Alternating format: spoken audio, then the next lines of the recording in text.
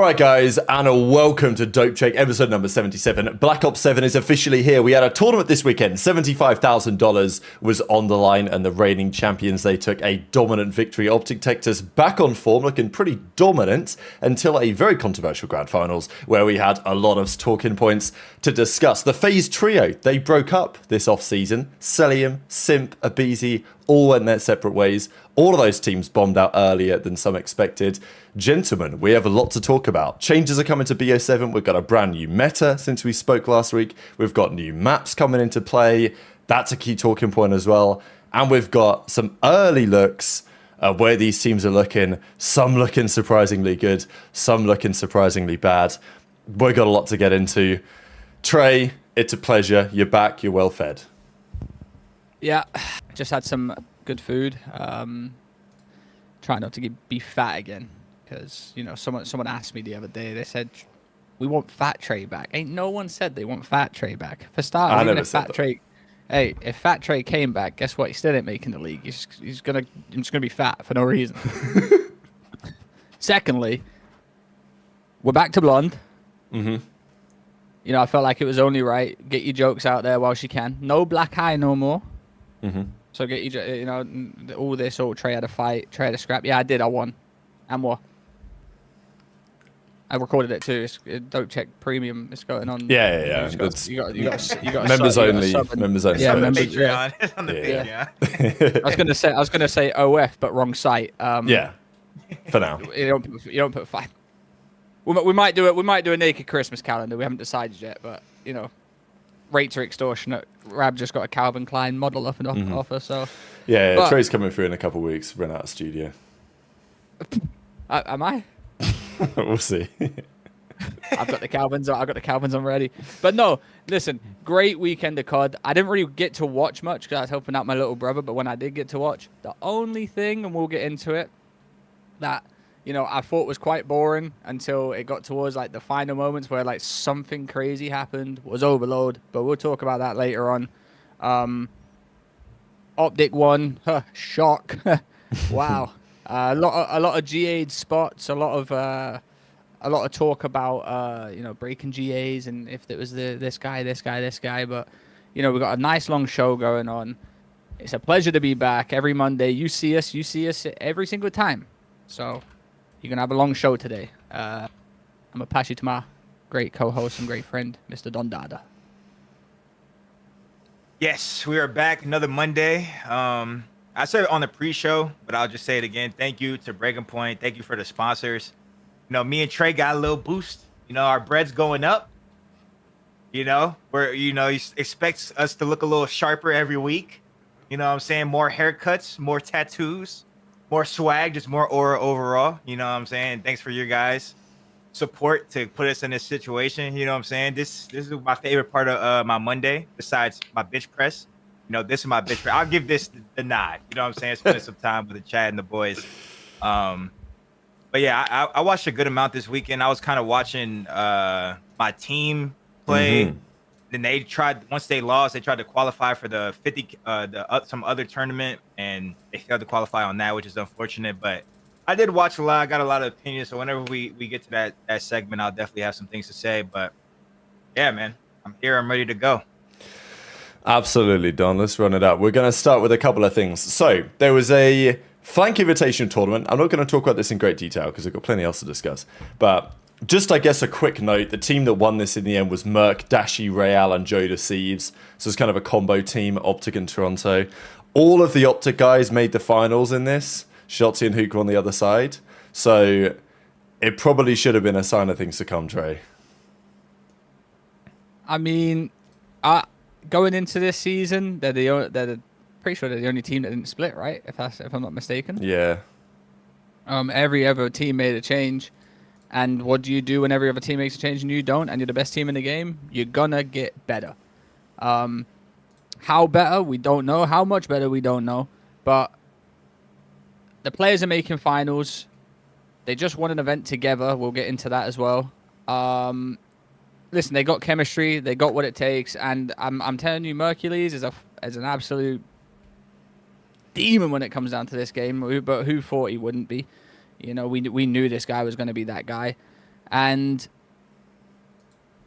it's going to take a lot for these teams to come out and beat this team. Like, I'm going to say it right now. Like, if these are locked in for the event, which, you know, I feel like Mercules has actually made these guys more locked. I feel like you can just see it and tell in their comms and stuff like that. Even when you watch Champs and EWC, it was just, it was fluid. It was great. But yeah, there's nothing bad to say about them, really. These players are just flawless. Yeah. Slasher made the finals in this one as well, Don. My S&D GOAT. Shout out Austin, man. They were saying on the flank that the pressure's on him. I mean, we'll talk about the Ravens later, but I think Austin's the person I'm least worried about on that team. But, you know, maybe we're just all Austin fans on this show.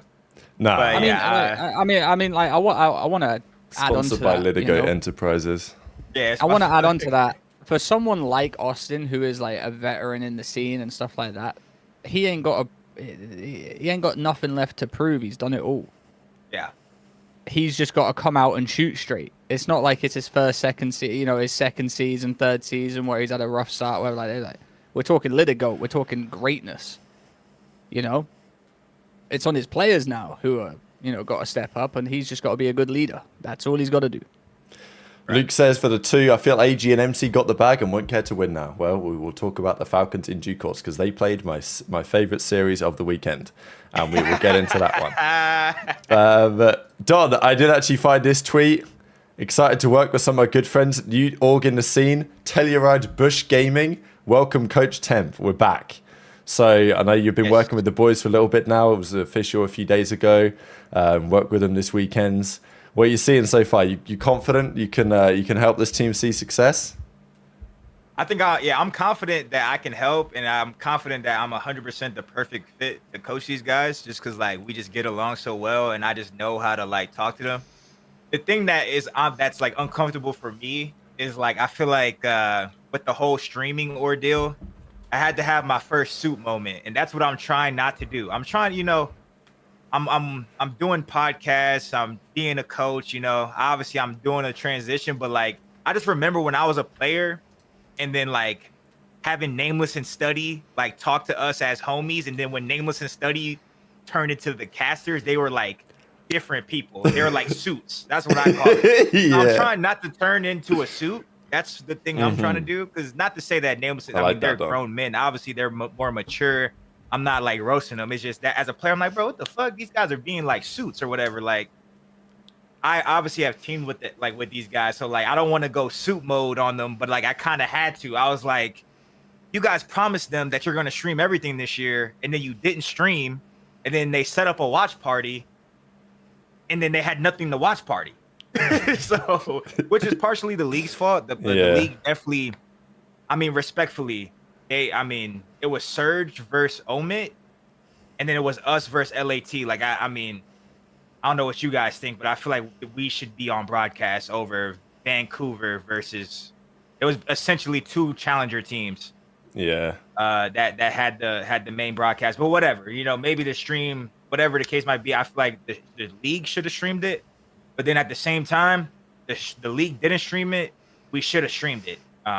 I don't know why and then there was no way to watch Gentlemates versus LAT either, which literally like why like at the end of the day this tournament was an exhibition tournament. That's why I'm saying people were like, does this count as a chip or not? No, it's an exhibition tournament. At the end of the day, the shit meant nothing. It was just for straight 75K cash, which was great. It was great. We got content out of it. It was great for the scene. But I was just like, why are we not streaming? So I just had to go suit mode. So I've had my first suit moment. I don't want to have many more. Who got fined? Who got fined? No one got fined, but I was basically just like, I just had to go dad mode. I was just like, y'all got to stream.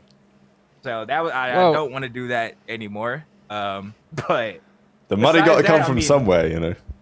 yeah. Besides that, like,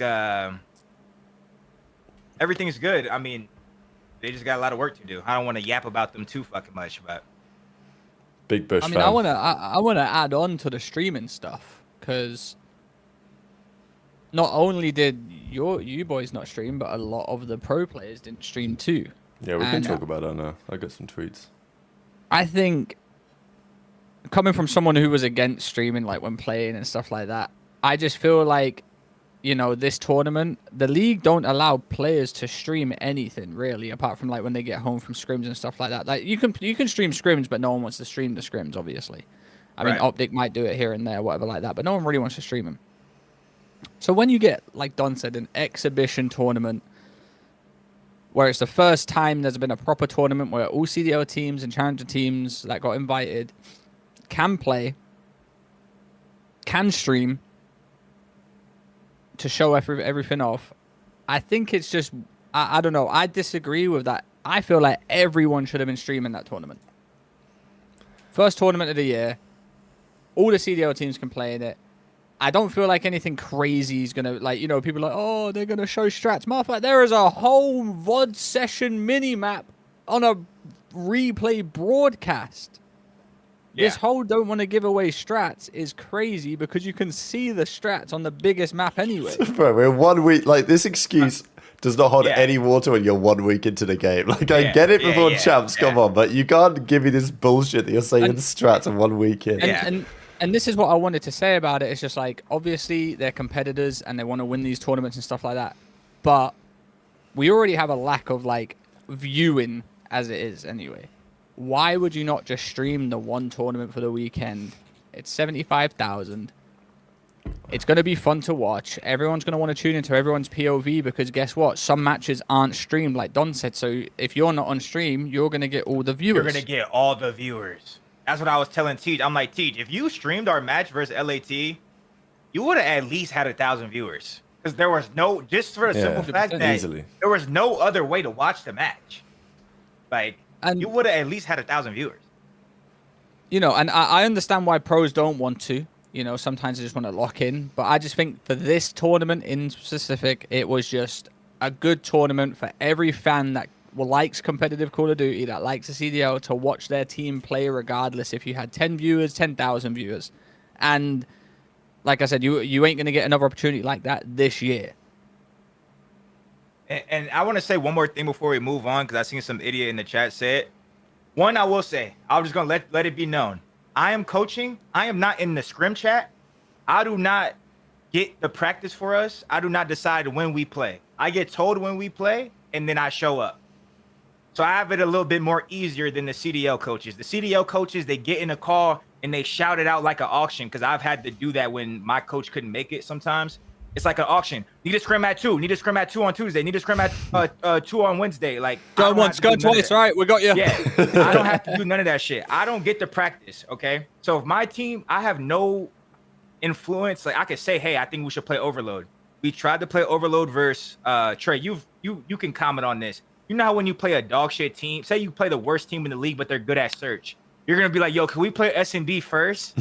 So then you can choke it. So you could just sketch, you could just chalk it after. That's what Falcons did to us. We played Falcons at hardpoint. What did they say? And they chalked. What did they say? What did they say? We got a team dinner? Yeah, yo, actually we got content. They finessed us. I've never gone for so many Korean barbecues in 1 week. I'm telling you, third set, hey, can we play hardpoints and S&Ds? Yeah, sure, let's get these S&Ds going. Marcus has got another birthday this week. You wouldn't believe it. We're doing birthday week over at Ravens. We're doing birthday week. That's what I'm saying. So, in the challengers teams haven't been playing Overload because the rule, like, they're playing a new rule. Like, people are like saying shit like, why didn't Temp make them play Overload?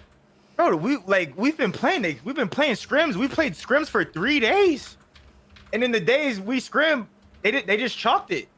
Like, there was one day we scrim.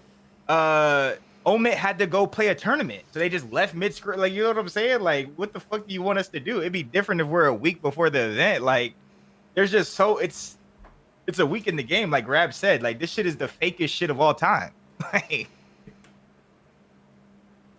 so that's all I wanted to say, bro. If my team doesn't play, they don't play. I don't get the scrims. ProLoop gets the scrims. Shout out to ProLoop. He makes all the teams. He gets all the scrims. He decides what the fuck we're playing. You gotta go suit mode, man. My thing about the whole streaming shit, just to top round it all off, is everyone says COD doesn't get the greatest viewership.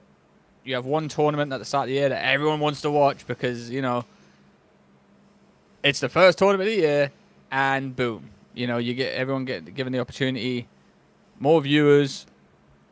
you know, everyone's like, you know, imagine some random fans like, or not even a fan, just random person's like, oh, let me go check the game directory on Twitch. Let me see what's going on over here. Wait, COD's got this many viewers? Why the fuck's got this many viewers? Boom, he might like COD competitive. Well, that's what we're back on Twitch for, baby. Mark2108 for the $10 thanks to the super chat. He says, is it valid to say every fat player that got to the league didn't perform? There's something about how Hydra, Scrap, Abizi, Hook, Shotzi are all fit. Beans would be top 3 AR if he lose 150 pounds.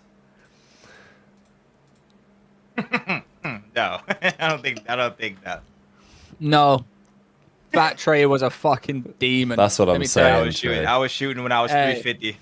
Hey, no, I had nothing else on my mind other than get me a chow, get me in a scrim, and what I'm eating for dinner. It was that's all I cared about. Wake up, order food, go play COD. I personally also don't think, like, I mean, yeah, all those people you named aren't like completely overweight, but I don't think they're necessarily fit. And I do think the one thing that weight does, like, as you get older, is just like, I mean, obviously it's just unhealthy to be like a supreme weight, but like sitting in a chair all day, like, I definitely think it probably makes you more tired and stuff like that. But like, in terms of like in-game performance, I don't think it affects in-game performance. I think it affects grinding, which if you can't grind, if you're just so fucking fat, you don't want to grind the game, then I guess that does make you play worse. But I haven't heard any like fat, I mean, respectfully, I don't hear anything about these fat people not grinding. So if I heard that, then I'd be like, yeah, they maybe need to lose some weight and get some more dope. But I feel like I don't think all these. Like, what you mean? Like, if you're a bigger person, like you're grinding. Yeah, you're great. Yeah. If you're a bigger person, you probably are fucking on the toy all day. Like, so, yeah. And you ain't eating good. For sure. Like, if you're that big, like, you're not doing anything but being on the game anyway. So like, you're fucking grinding. You know. I also do feel like it's just like, you know. Thanks for the $10. Dumbass comment. I appreciate the $10 though. You know, no correlation. Right? I mean, I'm thinking like when Formal was thin, was he any better than when he was fat? I think he was the same, no? He just paid $10 to roast beans. That's literally all he did. He did. That is what the generational hate. That's what it's all about, man. Yeah. Yeah. You love to see it. You know, $10. Absolutely roast whoever you want. I don't care. Gianni Capuane 028, new Bush teaser for their process type video is out. Let's go. Yeah. What's this hashtag I'm seeing? Unshaven. Yeah, hashtag unshaven, yeah. Is that like a pact with the boys done or what? Oh my bad. I was reading some comment about Shotzi running. What were you guys saying? I think it's okay. Like you got the hashtag unshaven. Is that like a hashtag unshaven? Listen, I don't really know too much about that, but I'm rocking with it though. Hashtag unshaven. We were on subliners. What was our little shit? We wanted to be hashtag run a train, which was insane. But I think it was something else. What was our shit on New York? What did they used to? Oh my god, was it not terrible? Someone in the chat remember. I have no idea. We were full on for run a train. Yeah, run a train would have been fucking fire. But the thing is that the current way the team was going, we were getting ran a train on. Yeah, but that's even more fitting. Yeah. Yeah. No. Hashtag run a train. The last thing I want is to lose 3-0 Don, and then the other organization tweet out hashtag ran the train. Like, you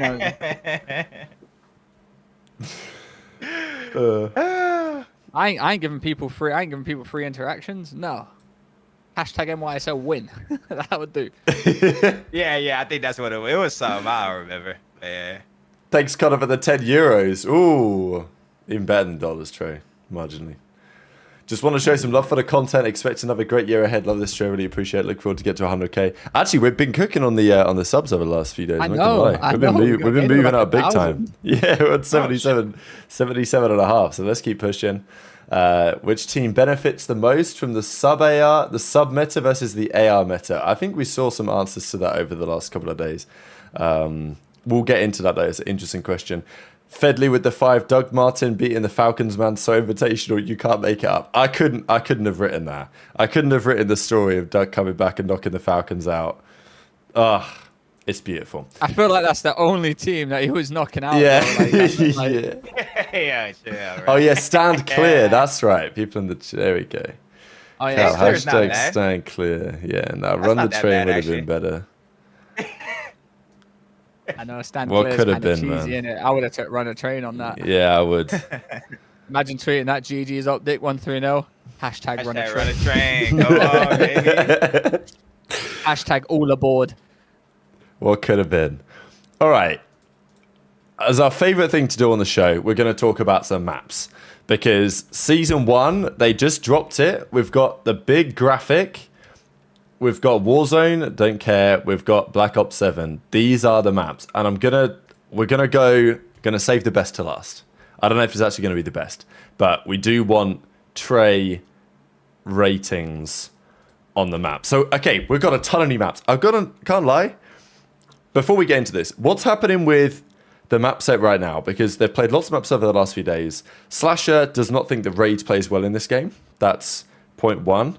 We've seen lots of Colossus. We've seen lots of Den. We've seen lots of Scar. Like, we've got a pretty solid map pool. We actually probably don't need Raid to have a solid map pool. I still think Raid probably is viable and should be played. It's just the game's so much faster. It does play different with all the movement, the different spots you can have. So, yeah. Thoughts on, like, the current map pool, Don, that we saw this past weekend before we talk about all the other new maps we've got? I do get what Austin's saying, but, like, I do think raid HP is good. The problem with it for search is the sniping. I feel like the jump, like, and we'll probably talk about the GA or like the weapon meta at some point too, but like the sniping needs to be in because like we're not playing anymore. Like, let's just be realistic. We need to spice this shit up. The sniper is just lit. It's cool. It's just fire, right? But at the same time, I do think like certain maps, like raid, like it literally completely changes the way the map's played, in my opinion. Like it just completely locks down mid-map, and it's like easy. It's like very easy. So like I do think it needs to be like take the auto aim off of it, and then if they take the auto aim off of it and it's actually hard to use, then I don't mind you being able to jump 10 feet in the air over a wall because it's like so quick. You know what I'm saying? Like people are like, my team was trying to argue. They're like, you could just zap him with an AR, bro. He can kill you in one shot. Like you can't kill him in one shot. You know what I'm saying? And he's jumping over a wall. You still have to worry about what if his teammate chow's low. So I do think Raid, obviously, like it plays different. Austin's like basing it off of like how it used to play. It's not as good as it used to be. I still think it should be in the map pool. Scar for S&D and Hardpoint, I feel like is really good. And I feel like Den is actually better than I thought. I think Den is probably the best for all modes, honestly. So Scar and Den, I think right now are like guaranteed bread and butters. People like Exposure and Cortex for some reason. I think both of those maps are still shit. I think P2 on Cortex is legit terrible. Exposure, people are laying in a rock. In S&D. Yeah. Like I think those two maps are horrendous, but they're playable. You know what I'm saying? The people who are good at them are like, oh man, I seen when I was saying it the other day, I was talking about something. Kenny was like, nah, Exposure is the best for all three modes. I'm like, brother, like you gotta be winning this shit in scrims because you're just on fucking Pluto. Like, there's no way like we think Exposure is a good map, right? Like, am I tweaking? But yeah, I think those two maps are shit. Honestly, I think if we could get a replacement for those two and then have Scar, Den, and Raid, I think we're in business. I'm not gonna lie. What do you think, Trey? My bad. Colossus. Colossus is fucking dog shit too. I forgot about Colossus. Holy fuck! See, that map is so dog shit. I forgot it was a map. That map is dog shit too. I think those three maps are fucking horseshit. So that's like, I think it's interesting. I don't hate them. I think it's better than what we've had. I do think that there are a ton of maps coming. We have a load of remasters as well as new maps that actually look quite promising. So I think I would expect a lot of churn this year. Like, I think the current map set is not completely atrocious. We could definitely do better. And I think we will do better. But I want to see the league, like, actually play around with it. Like, I don't think it's going to be a clear-cut 5 best maps and all the other maps are shit. Like, I think this year, like in Counter-Strike or in Valorant or something, they have like 10, 11 maps and they choose 7 for the pool. And sometimes they'll remove one and put another one in just because they want to switch it up. And I'm not saying that we're going to have 7 maps that are all great, 8 maps that are all great. But I think as we get more remasters, it's like, okay, Fringe is coming back again here for BO7. This map did not play very well when they remastered it last year because no jetpacks. Granny's Hill was just like insanely impossible to break. But with the wall bouncing, presumably it's going to play a bit different. It's going to allow more opportunities to get up into the building. It's going to play more like it did in Black Ops 3. The track side is going to make more sense. So, okay, maybe Fringe is viable. Meltdown for Search and Destroy. Standoff. We've got some other ones as well. We think Yemen's maybe coming back. So, and those are just the remasters. There's other maps that might look good as well. So, yeah, I don't know what you think, Trey, as a map connoisseur. What's good, stream? Welcome to Trey's map selection segment where I roast all the maps because they're all dog shit. Yeah. Again, just like I said, I don't think Raid plays great. I've played it in a couple wages and stuff like that. It's Raid, but Raid with wall jumping, like Don said in the middle, snipers can't really exist if that's the thing, because it just makes the game so fucking weird to play. Fringe coming back. I mean, listen, we're going to go throughout a whole year. It wouldn't surprise me if the maps that are in the game right now are all swapped out for Black Ops 2 or Treyarch maps. By the end of it, we might not even see one in there. And if we do, it's probably going to be like, I don't bloody know. They're all I think Den. they should keep some of them, though. Like, I think Den and Sky will stay no matter what happens. Maybe Den. But with the way it's looking, we've already got a bunch of these maps coming back in. Fringe, I mean, this is literally Fringe from Black Ops 6 just brought over because I feel like it was just... Yeah, I think they've Ran just out done ideas. it exactly the same. It's literally the same. I've just, the truck color's the same. It's identical. But But I fair will play say to is Trey, this- because we did, like, people moaned at them for bringing it back to BO6 because people were like, well, you brought it back to the wrong game because it got no movement, right, Trey? So at Well, least it did listen, it. this map's gonna play great in Black Ops 7. Let me tell you, it's gonna play great. It played great in Black Ops 3, and this is, you can still can't wall run, but you can still jump on the walls. And now I'm expecting some people to jump on the white truck, Don, and jump on that rolling hills wood Yeah, door and hit a jump little over look and kill over. someone in there. Yeah, I feel like this map should be in.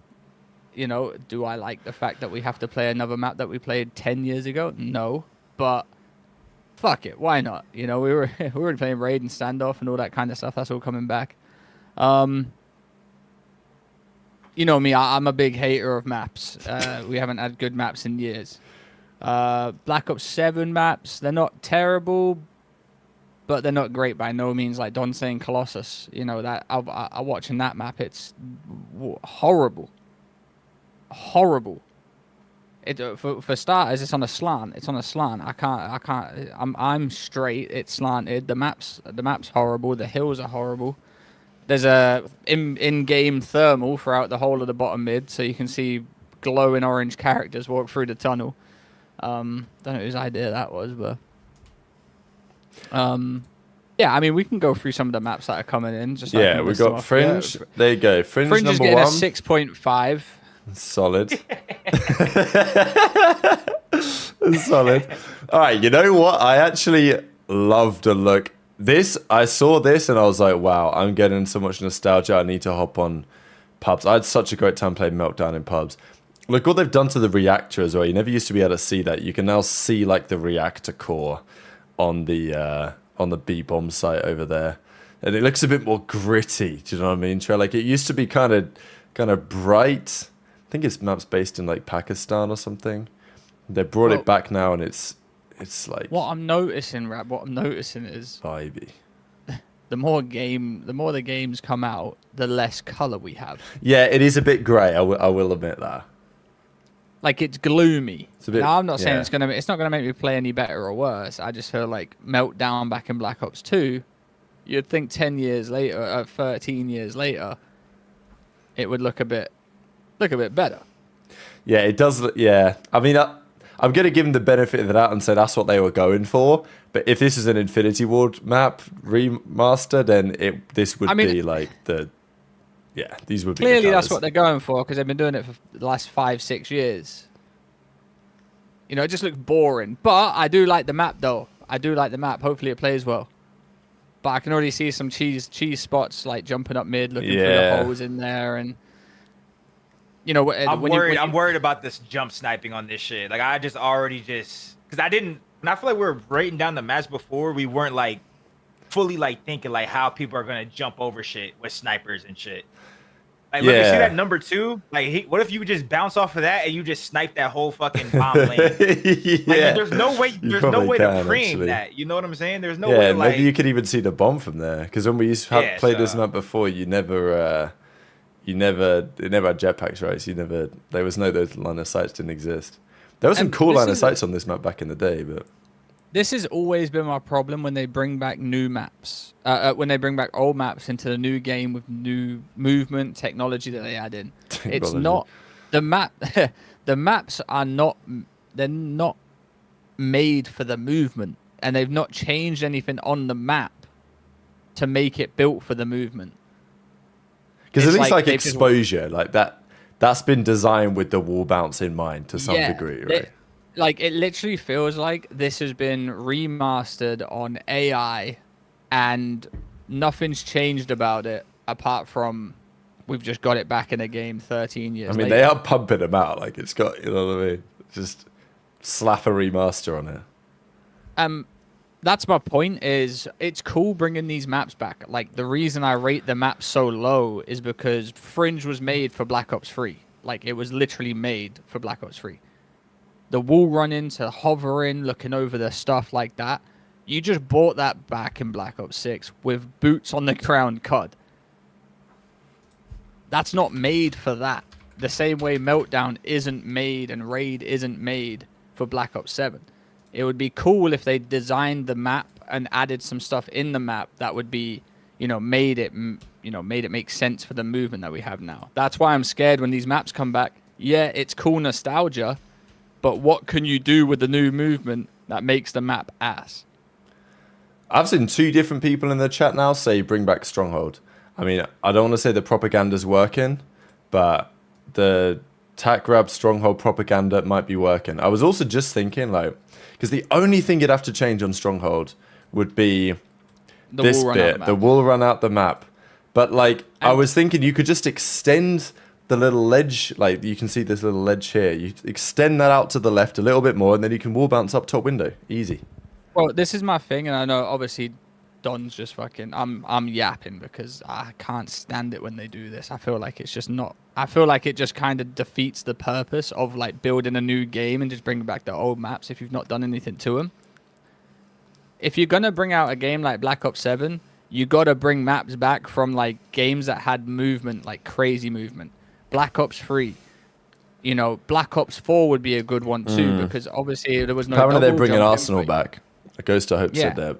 And that's what I'm saying. Arsenal would be a good one to bring back. Nothing crazy. The only thing that you could probably change on it, Don, is like where you can like on the outside, where like outside the map is not the statue, but the other side is like you can jump on the wall and look over to see if he's on the Godhead glitch or something like that. That is something that like they probably had in mind when they built something like that because of the grapple gun. Whereas Black Ops 2, they didn't have that shit in mind because that was a slow ass game and there was no crazy jumps. And I think bringing back games from Black Ops 3, maps from Black Ops 3 and Black Ops 4 would be the best for this game. One, because those maps are actually fire, and 2, it has the movement built in. Now we're about to play like Standoff. Standoff might be the worst map in the game. Yeah, where is it? Here we go. Standoff's coming back. I love Standoff in BO2. Yeah. But like I don't know. I think it's going to be a bit problematic in this game. It also just feels, I don't know, Standoff nowadays just feels a bit small in these new games. Like it used to be like a mid-sized map, but in these new games how quick you move, Standoff feels like everything's too close. It's in mid. You get everywhere so fast. Because the pacing of Standoff, like Standoff Hardpoint back in Black Ops 2 is one of my favorite ever map modes. Like same with Standoff CTF. Just played so well. The pace of it was so good.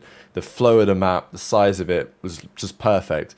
But I just, like if you played Hardpoint on Standoff, it would be nothing like it played in Black Ops 2. Well, this is what I want to say.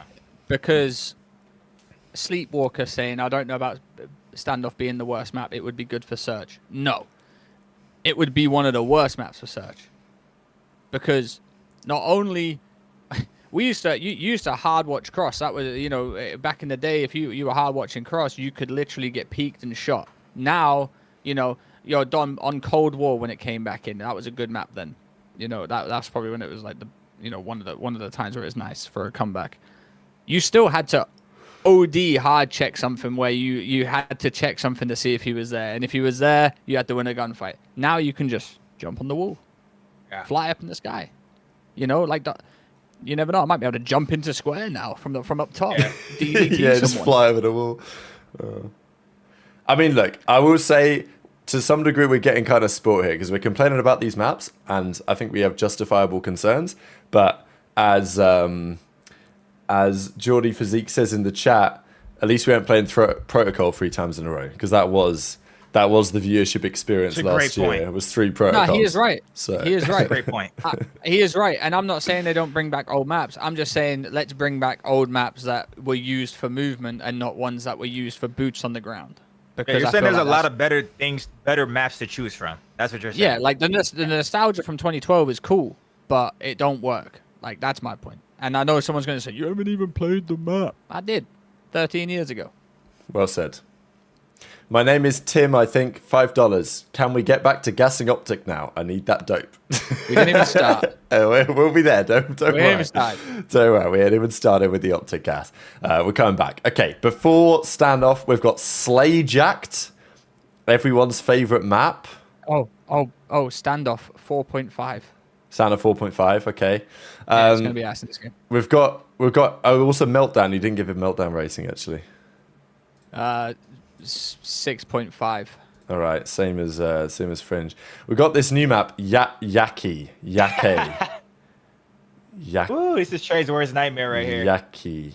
When I first saw this, I thought it could be like a Vertigo remake in a different vibe, but it's not. It just they don't even have a map overview for this, so I can't really tell you. It looks cool. It looks cool. They got a love for like a pub map. Yeah, some Asian shit. Yeah, they got a lot of love for Asian maps. Right, like a Japan sponsoring this game or something, because the Japanese government. Because every map's based in Japan.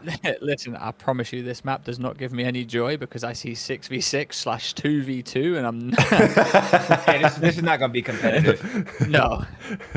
Those rooftop maps, I swear, are always the worst fucking map of all time. Like, have we ever played on just a rooftop? I mean, high rise, I guess. Yeah, but that was. still a dog shit map. Let's be respectful. That was an ass map. Yeah. I mean, Colossus is kind of a rooftop map, one of my favorites. I mean, MW3, even that was bad on that map. You know what I'm saying? Like, I'm seeing people crawl out the map on a ledge. Yeah. No, I just had a random about MW3, like a little lockdown vibe. Where was that? That wasn't like some European place, right? That area was fucking sick. France. Yeah, I think it was France. I think it was based in Paris. I think so. That vibe was actually sick. Where the fuck is that vibe at? Yeah, I need to bring it back. Well, we on rooftops now. Too. Yeah, we can't have those maps anymore. Like that, Renaissance, lockdown.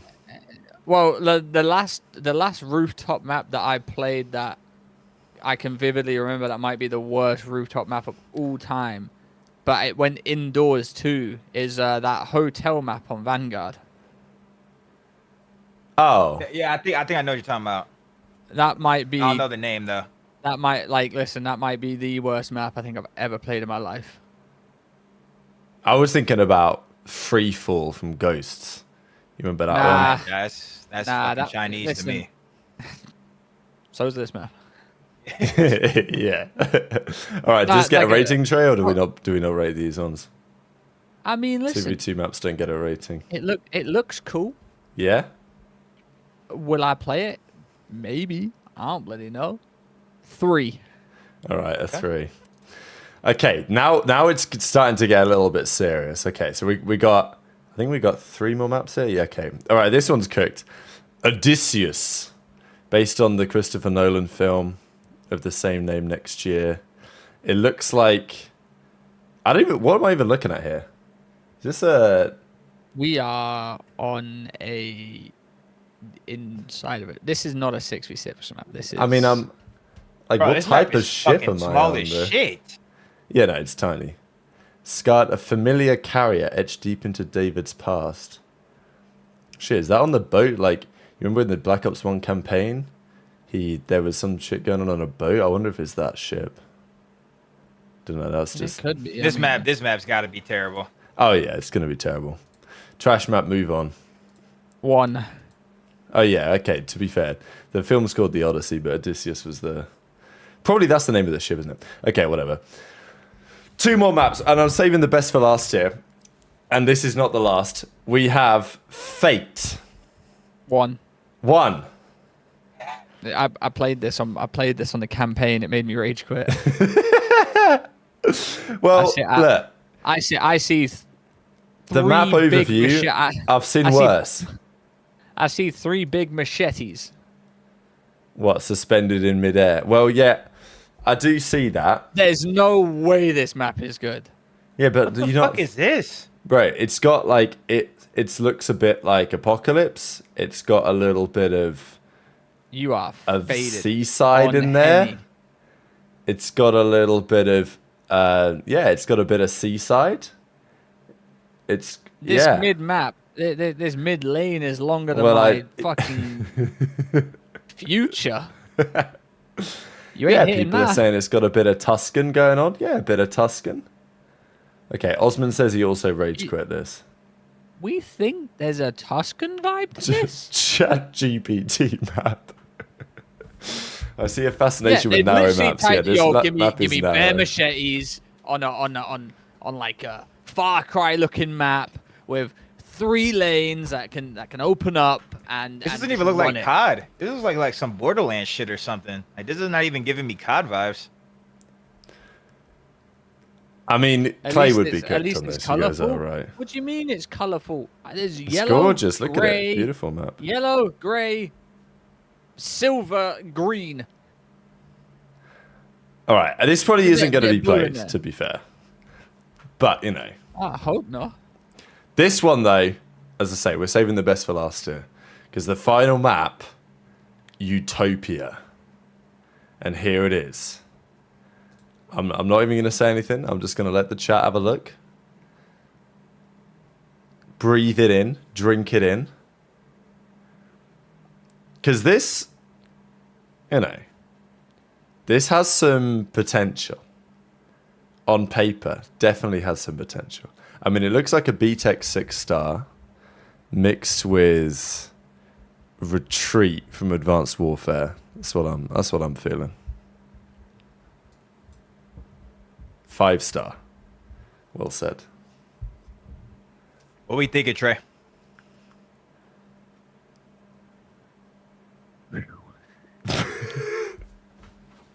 Six-star mix for Hijacked. Looks alright. This looks like a bit like World War II map as well. I like the mid stairs. I see a lot of shotsy finesse there. I like the mid stairs. It's got 2 ways. I like that. I like that. It looks like it's got like some 4-lane going on. So it is narrow. I don't know what their thing is with this thin and long. Do you know what I mean? Yeah. I mean, no girth. I know length. something thin and long. And Yeah. It ain't this map. Fuck the y'all got going. It ain't this map. Mate, they just ain't making them girthy like they used to. They're not wide. Yeah. They're just long and thin. And like, what is it? I've got a bone to pick with these people. A bone. Why?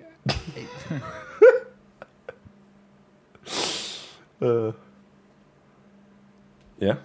Why do they keep putting useless pieces of the map up there? Like, it's like they're done with. It's like they're done with it, and then they just go, "Hang on." It need a spawn point. We need a spawn point, True.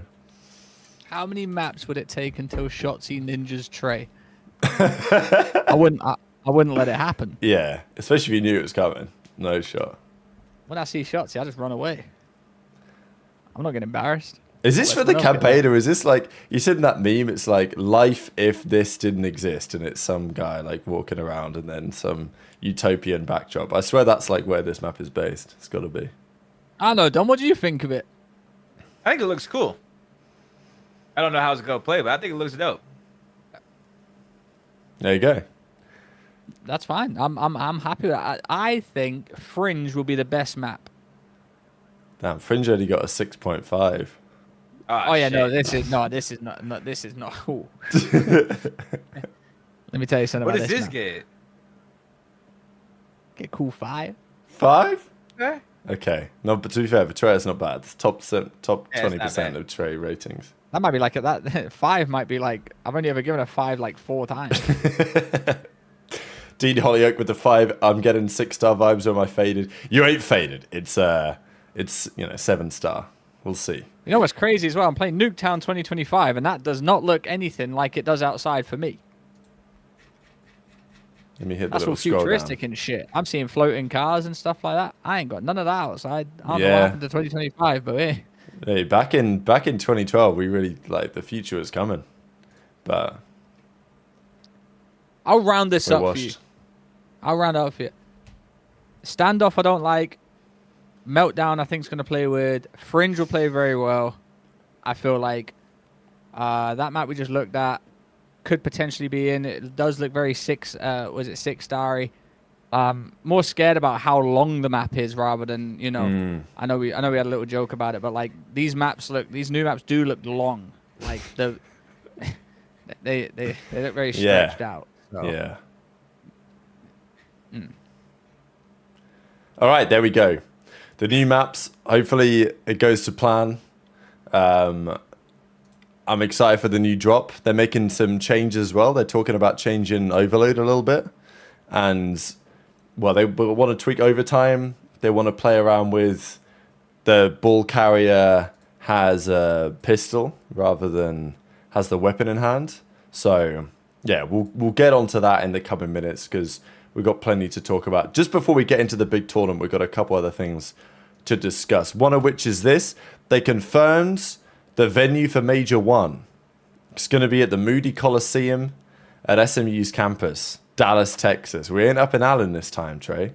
We're actually pretty much in downtown Dallas, near enough, which is pretty good. This venue's got a lot of gas. People say this venue's great. So, I mean, the venue at Allen was great, but I think it's cool to go somewhere else. Shout out Hex. Shout out OpTic. They never let us down when it comes down to events. Always put a great show on. Always between them and Toronto, who put the best events on. Apart from Kitchener, actually OpTic take it. Now that I think about it. Yeah? Yeah. Shout out Kitchener, man. But no, like I done some research. Pretty much in Dallas, you know, we can finally go out in Dallas without taking a 45-minute Uber. Mm-hmm. Bless up. Bless up. We will be there. Yep. Well, Don's already there. Well, yeah, don't matter for I Don. just looked it up. I'm 30 minutes away. Exactly. Come on. See? Jealous. Love man. that for me. Fine. Fine, I'll fly there. Fine. Yeah, it's fine. Fine, It's I'll okay. fly. Fine.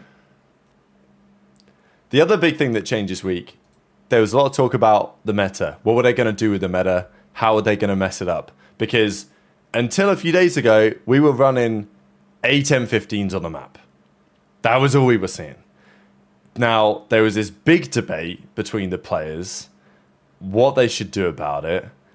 Do we want to ban the M15, which they played around with for a couple of days? They were running the DS20 Mirage. Do we want to ban the stock on the M15 to make it so that it's just weaker or whatever? Dashi wasn't very happy with that idea. Then they changed the balance anyway, so it didn't really matter. But I think the way that the meta previously was, if the M15 was gone, my opinion was actually that, well, I had two opinions. One of my opinions was if we were using the MXR instead, I was more doubtful that it wouldn't be like an 8-gun all the same meta because the gun shot a bit slower. So there's more room for an SMG maybe to make some damage work. The M15 is just such a unbelievable do-it-all gun that the pros always love to use. Whereas if you use a different AR, which is slightly more specific, like let's say you use the M8.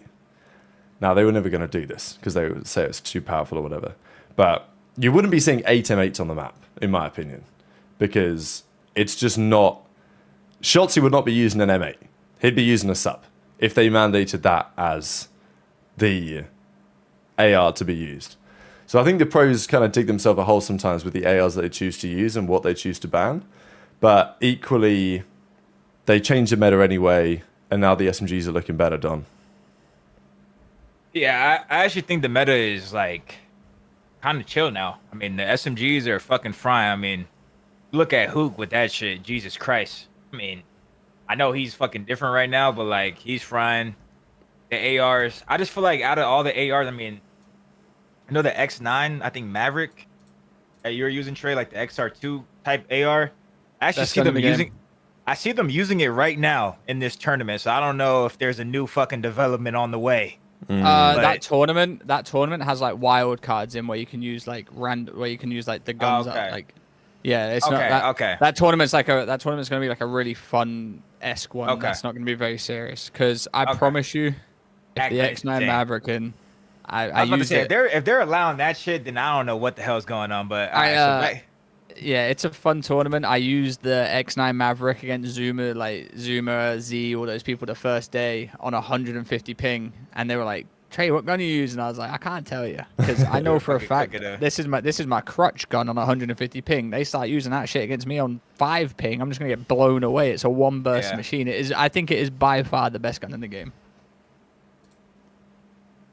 Yeah, that shit is insane. I'm watching it right now. But back to like the meta. I mean, I just think it's good now. I mean, the only thing I feel like they need to do, like I said earlier, we have to allow snipers for just entertainment value. Like, I don't give a damn. Like, I'm so sick and tired of watching fucking, like last year we would watch, like what would we get doped up to watch? Like a Skyline HP where fucking FaZe just starts head bashing the hill one by one and then they choke. Like that was cool, I guess. But like besides that, then we watch fucking SND. We watch S&D and it's just like terrible, and then we watch Control and it's just like terrible. Like we need to sacrifice like, oh, this is OP, like for entertainment value. So I think right now, I mean, the game is entertaining to watch. Like I think right now with all the cheese, I do think the sniper needs no auto aim. With all the cheese right now and the smokes and everything, like even the smokes are not OP in this game. Like there should be no point in this game where smokes are not allowed. I don't know what they did differently. They somehow got it right. They got it right, like how they used to. The smoke is not just some OP fucking tool on the map. And it's not like a creative. People obviously they complain about smokes because they throw them at the ground and then they one-way them. But like it's not even that bad in this game. I think I've got a clip here. Here we go. This was in the grand finals. This is when Envoy. Go on, Trey. I'll just play it in the background. I don't think the smoke, like smokes being OP when they were one way was an issue, but I don't think it's the smokes that's the issue. It's the players fucking throwing them. No, what? Back in the day, Don, they used to throw them on a cross. Now you just throw it on the floor and just make it fucking mixy. I think that's why people don't like the smokes in it. And I can understand that. I truly can. I'm just saying in this game, like the shit that Envoy did right there, like it happened to work right there. But like there were so many times where it just didn't work. Like it's not, because I mean I ran a smoke at MW19. I know in MW19 it was just the smoke was more OP. Yeah. Like this one you can really see through it a lot of the times. Like it's really, and the sniper is so busted. Like I'm just being honest. I want this. People were like, I want the sniper to stay in. So anything I'm saying about the sniper, I'm not saying I want to get it out. I want it to stay in. We need it to stay in. Just for entertainment value, but it's OP as fuck. Like it's so easy to use. Anyone can hit a shot with it right now. Like it's very, very OP. And I feel like the smokes are not even OP. So that's why I feel like the sniper is the thing that we need to bring down a little bit. That's my thing in the meta. Cause like even like Chris was saying, oh, maybe the AR should add a muzzle. Like if we have to adjust everything around the sniper, then that just shows you that it's fucking OP. You know what I'm saying? Like if it's affecting we need to bring back the compensator on the AR, like just to counter a sniper, then it's literally insane. I feel like to me, once the sniper just gets nerfed a little bit, I feel like the meta's good because there are some sub players that are getting fried, but there's also sub players like Hook, Neptune, and they're fucking Crimp. Crimp dropped 53 with a sub. So clearly, if No, you're the Dravik is rhythm- actually crazy. I think also think there's some Yeah. other subs as well. Like there's a new gun. It looks Well, like didn't the they get buffed, UMP. Yeah, they the got subs all buffed. Yeah, they got The buffed. subs just got buffed. Yeah. Yeah, I got shotgunned by it in a wage before I came here. Not massively, but like, yeah, their range got buffed a bit and the handling got buffed a bit. I think what I was happy with is that they nerfed the handling on the ARs pretty much across the board. They made them slightly slower to aim down sights, slightly slower movement speed. Like, they need to make the ARs more clunky because otherwise, with all the movement in the game you can do with the wall bouncing, the SMGs just have nothing that gives them any advantage. I think the sniper debate is very interesting. Like, we saw some great shots. We'll talk about some of them as we go on here when we talk about the tournament. And yeah, there were some disgusting shots being hit. There were some shots getting missed. It's not like it totally aims for you. The sniper is very good right now, for sure. I think there's some... My opinion on it is always, okay, in Counter-Strike, if there was unlimited money, the team on defense would probably buy like 5 AWPs, like 4, maybe not 5, but they'd probably buy like 3 or 4 if they had unlimited money, didn't have to think about anything. Because the AWP is just that overpowered. But obviously you got to pay for it, so that's how it balances it. Whereas in COD, you do what you want. But like, and I think that probably they had a GA this tournament or some sort of limit on 1 sniper per team. But you're never going to see that many snipers per team. Even if it's busted... Yeah. You're never going to see more than like 1 a team. And I agree it does change the way the map plays. But also, you know, like on raids back in Black Ops 2, you could have... If you know that the guy was going to snipe Kitchen, then you could go Zig. I mean, Nadeshot famously went Zig and then he crawled on the floor with the dual band sniper and then he popped up. Obviously, nowadays, instead of doing that, you would just bounce over the wall. But I think the point is that, yeah, it's really powerful. But equally, it's not like totally game-breaking. And if I'm a boozer, if I got a boozer on my team, he's hitting some nice shots. If he's cooking, then what am I gonna do? I'm gonna send my guy to pull out a sniper and pick him off, right? So I don't, even in its current form, I don't think I would necessarily change anything. But I do agree in general that if there were no aim assist on the snipers, I think it would take things to how it was back in Black Ops 3, because people were talking about that in the chat, and they were like, oh, well, in BO3, you could also wall run on Fringe and go for a shot across the map. It's like, well, yeah, but you had no aim assist on the sniper, so it was actually all skill. That's my argument. Like, imagine Nagafin top Redwood with auto aim. Like, if he was already hitting shots with no auto aim.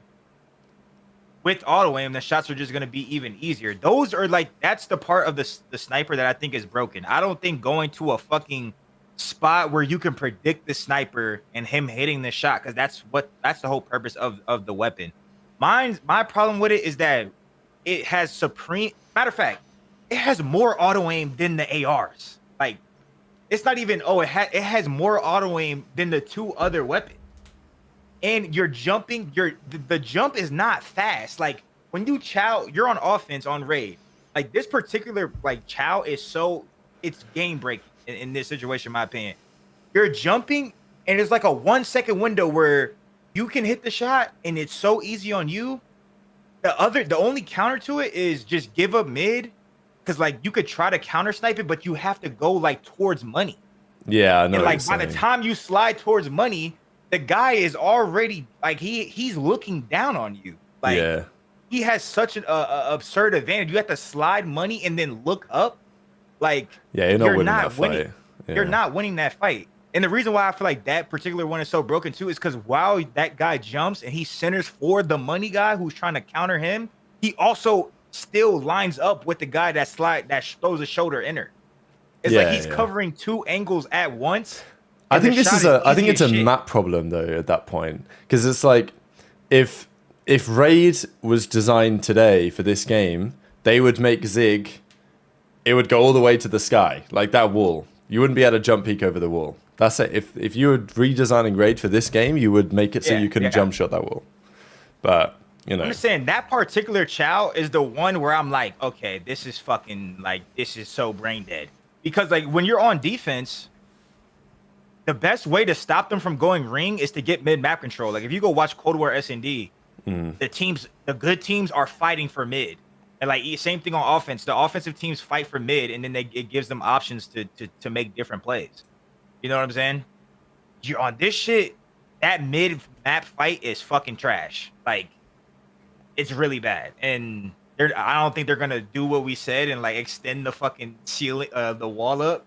So I don't know what to do besides like at least take the auto aim off. Like at least make it fucking kind of difficult. Shout out all the boys giving the super chats today as well. Appreciate all the support in the show today. Live and after the fact on YouTube and Spotify and all that. Thanks to Dean for the 5. My bad, the MXR's the Rampart for BO4. Yeah, the MXR's like a scar, basically. Upcast sign with a good idea. If you go left cut out and jump into muddy window, you get the timing on the guy jumping over. Yes, that's it. Again, that's an interesting kind of counter, but maybe that doesn't seem right to me. No, but it also doesn't. Like the guy, it's not a timing thing. It's the guy just jumping up and down. Like yeah, it's not, he'll always have the advantage though. But this is my thing, right? I heard, like I'm listening. I'm taking everyone's ideas in. I'm taking it all in. The thing is, you got to understand the fucking world we live in, where we used to play a game where snipers had no aim assist because that was the skill. COD liked players with skill. We now play a game where the skill was. We now play a game, you know, the last 5 years, in my opinion, where the skill was very minimalized, and I think Warzone's a part of that. I think we can all agree with that. We live in a world now where the snipers, like Don said, has the most aim assist in the game, and then you ask yourself, well, are the devs going to get rid of, you know, what's the best way to do this? All right, remove aim assist from the snipers. The devs aren't going to remove aim assist from the snipers just for the COD League. Like, well, maybe they will. Dashi said he spoke to Matt Scronce and he said, we'll see what we can do. So we'll see. Look, where there's a will, there's a way. Now, does that make you positive? Like, are you positive about that or negative about that? Because to me, it sounds like, listen, we tried. Because listen, listen, I love Maddox, I love Lawrence. You know, those two have been a part of the CDO, like not like a part of the CDO, but those guys have been messaging pros for years. Matt even in my DMs. You know, I told him, you know, congrats on the game, it's fire. You know, he replied, those guys are great. But you see, the thing is it's like a universal thing. You know, maybe if you turn COD League rules on, you know, maybe the sniper has no aim assist. Maybe they can do that. But, you know, then it's going to be like that in ranked. And then, like, for the average Joe who's popping into ranked, is like, well, what's going on here? Like, why am I sniping not aiming as it does in pubs, you know? And that's my point, is they don't particularly like making the biggest changes from ranked play and CDO to multiplayer. They want the people that play multiplayer to go into ranked play and be able to, it will be the same gameplay, just with a, you know, refined rule set and the same game. You know, Billy Bob Joe going in there with Nuketown sniping, coming off an 80 kill streak because he's got aim assist as well, and everyone goes in a rank play and can't hit a fucking barn door. He ain't gonna play rank play. So I think I'm just more looking at like the bigger picture, you know. I think we're in for a good year, but I think there's some things that we could do to make it a little bit better. Okay, it's time to talk about the big tournament. We had $75,000 on the line. I know we did discuss this briefly. I know that everyone talked about it on the flank last night, so I don't want to spend too much time on this, but conclusion, does the tournament count? Because I saw people say the tournament counts, and I didn't really understand that. Like, was it because they're OpTic fans? Well, okay. I like Hitch, right? But does he tweet that if LA Thieves win the tournament and OpTic bomb out last place? No, he's just seeking, bro. Okay, he is seeking. To be fair, he is seeking. Listen, Hitch is the bit. Listen, I love Hitch because Hitch can rile some motherfuckers up. No, he actually did get me with that. I think he actually got me with that. Listen, Hitch can definitely. Hitch has got like UK level of like rage bait. Yeah. He actually does understand. Yeah. He understands the game, you know. But yeah, I mean, come on, it's a seek, bro. Yeah, it was a good seek. It's there's a lot of money on the line for sure, and if you're gonna count the MW19 homestands, bro, come on. Bro. It was literally like it's just. That was the only tournament we're getting exhibition. played there. Yeah, no, I agree. This is an exhibition tournament. Like for example, the MW19 home series I won. Just to bring it up, just to like paint the picture. Me and Trey, we're getting fucking world starred, right? We're getting world starred. We're at the bottom of the fucking league. We win that home series, we get 10K each, and we had to like if we didn't like have like a miracle run, we wouldn't have made champs because we were getting fucking pissed on. Like that impacted us making it to champs. Like that was a CDL event. Like that was a real event. This shit, and it's still kind of fugazi because 4 teams didn't play. Whatever the fuck. Whatever. I don't even give a fuck if it's a chip or not. I don't play no more. You can't get, what is there to get in my head or like whatever the fuck. People were trying to say that last night too. Okay, I don't give a damn if it's a chip or not. I'm saying, I think a chip, the real thing that certifies a chip is if, like Trey land MVP. He came over to our country when no Europeans ever won, and he fucking won on land. Like, winning a LAN is different. Even though I think my home series counts, it still doesn't count more than a fucking LAN. Like a LAN is way, way better. And I don't even think the players would count this. Like they don't give a fuck. Like they're just looking like, they're probably just thinking like, bro, we got to remember like OpTic short bus team. Like these guys, they're literally probably just laughing like, bro, we just won again. Like we're so far ahead. Like these guys are terrible. Like they don't give a fuck. They don't. I genuinely don't think these guys give a fuck that they won this shit. Even the clip, there was a clip of shots. Yeah, they were just fist bumping after they won. He was like, "Bro, we're better than everyone, but like this shit literally does not matter." Like, I've seen them get more hype over a league match. Yeah, bro. To be honest, you don't even want to be close to peaking right now. Not to say that OpTic is close to peaking. I think they're way far ahead, but like, you don't want to peak right now. Like you want to peak in 6-7 months from now. So everything for the next 2 months, really, like none of this shit matters. Like literally nothing. They got cash. Shotzi probably made more from streaming it than he did from winning it. Facts. Like what the fuck? Shotzi's probably just like, bro, I just made 50K off Twitch yesterday. Like whatever the fuck, however the fuck he made. Like, bro, I just got an advance.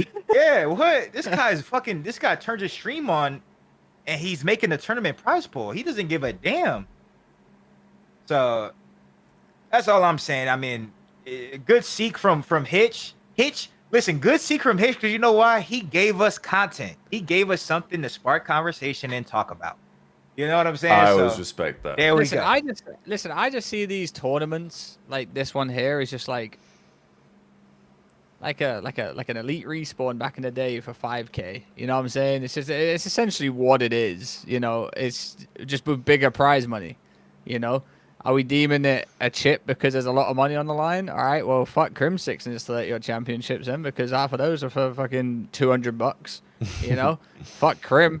So listen, it's not a major. It's just, you know, a little fun tournament to win. Little chip on the little chip for the boys, if you want to call it that. But like you said, like I've seen Shotzi and the boys get more hype over beating LAG in a league match. So 100%. I mean, if this shit counts, I got a lot then. I'm a 10K champion. I'm a multi-time Modern Warfare 2 throwback champion.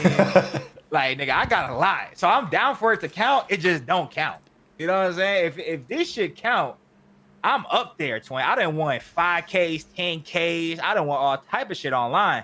My online resume, that shit up there. My LAN resume got a couple grand finals. Fuck. And not no LAN chips, but online shit. If this shit count, I got at least 20. At least a little 20 bob. It's a little 20 bob online. I got at least change your bio done just 20 times. This shit count. I got at least about 20 piece online. That's not even counting like little S&D tourneys. I'm talking about big online tournaments. I got about 20 ball. Well, you know who I should have got? I should have got Damon on for this episode because he did say he would come on for us, and I should have got him on for this episode, but I completely. He would have said this shit does not count. Yeah, he would have just laughed. He won it. He would have laughed at us. Hang on, let me text him actually. Let me see if he replies. Yeah, perfect. Don, he would have been like, Don, you know this shit doesn't count. Don, why are you not roasting Neptune for sitting in that rock? All right, we'll get there. We'll get there, David. We'll get there. That's what he was he'd literally say, "Why are we talking about us and a chip? Like, let's talk about big things." Neptune, He's like, pretending to be we know this doesn't count, Don. Pull up the clip of Neptune in the rock. this is the real issue. That's all he cares about, bro. He lost full that Neptune was in that rock, bro. Yeah, we'll get into that. Shout out Philip for the 5 USD as well. Thanks for all the super chats today, guys. I'm trying to get to all of them. Overload was fun, but maybe it could be better if the 2 goals were staggered. One closer to mid-map worth 1 and one in the spawn worth 2 points. I don't know if I agree with that take. We'll get to Overload when we talk about it in a second and what we need to change with the map, with the combo. I feel like if there was one portal closer to mid, everyone would just go for that. Like... Yeah, people would just take the one. You would never take the risk to go for the 2. It would never make any sense.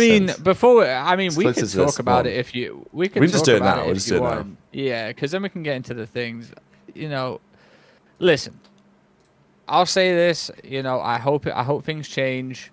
I didn't like watching Overload. I think it was just a boring mode to watch until the end when things got close. There's a lot that needs to change with it, and I know they said about giving the carrier a pistol. I'd say give the carrier fuck all, let him carry the fucking I think that I genuinely believe that makes for better moments. I feel like they should have just copied uplink, gave the person that has the ball, that has the carrier, just a little bit more health, and let him melee or melee, whatever you want to call it. I feel like that was just more fun to watch. 1v1 in for a trade. Is he going to kill the ball carrier or the bomb carrier? Or is he going to punch the fuck out of him? And I think that would be so much better to watch. I think that's like the best thing that could have possibly for them to do. But obviously they're talking about giving him a pistol, giving him a chance. Fuck that. Give him the thing. Let him run around like a headless chicken with it. And let his teammates 3v4, the teamwork that it should be. I feel like that's so much better. I really do. Yeah, and then you could they should make it so you can pass it and all that shit. Yeah, I think that would be cool. In the sky, make it only one, give him a jetpack. No, but for real, I do believe it would make the game mode more fun. Just watching some guy that can't shoot, have to drop it and. You saw some great uplink plays back in the day where he would drop the ball, get a 2-piece because he dropped it and pick it back up. I feel like that just makes for so much better moments rather than him being a glow on the screen saying kill where he can just shoot you back. I think that there's a couple. I don't think that's the key issue for me right now. I think there's some debate on that. I know that Marky B had a take that you don't ideally want the mode to be, oh, it's cooked. We went up 4-0, as Maguire says in the chat. Now we're just camping in our base with the ball. So Marky B's idea was, instead of a 5-minute round count, you make it maybe 2 minutes, 2.5 minutes. But when someone's holding the ball, the timer doesn't go down, something like that. It would at least make it so that there's no point camping with the ball and it's kind of ain't over till it's over type thing. There's also a question on the respawn of the ball. I think the ball should come back quicker because it takes some time.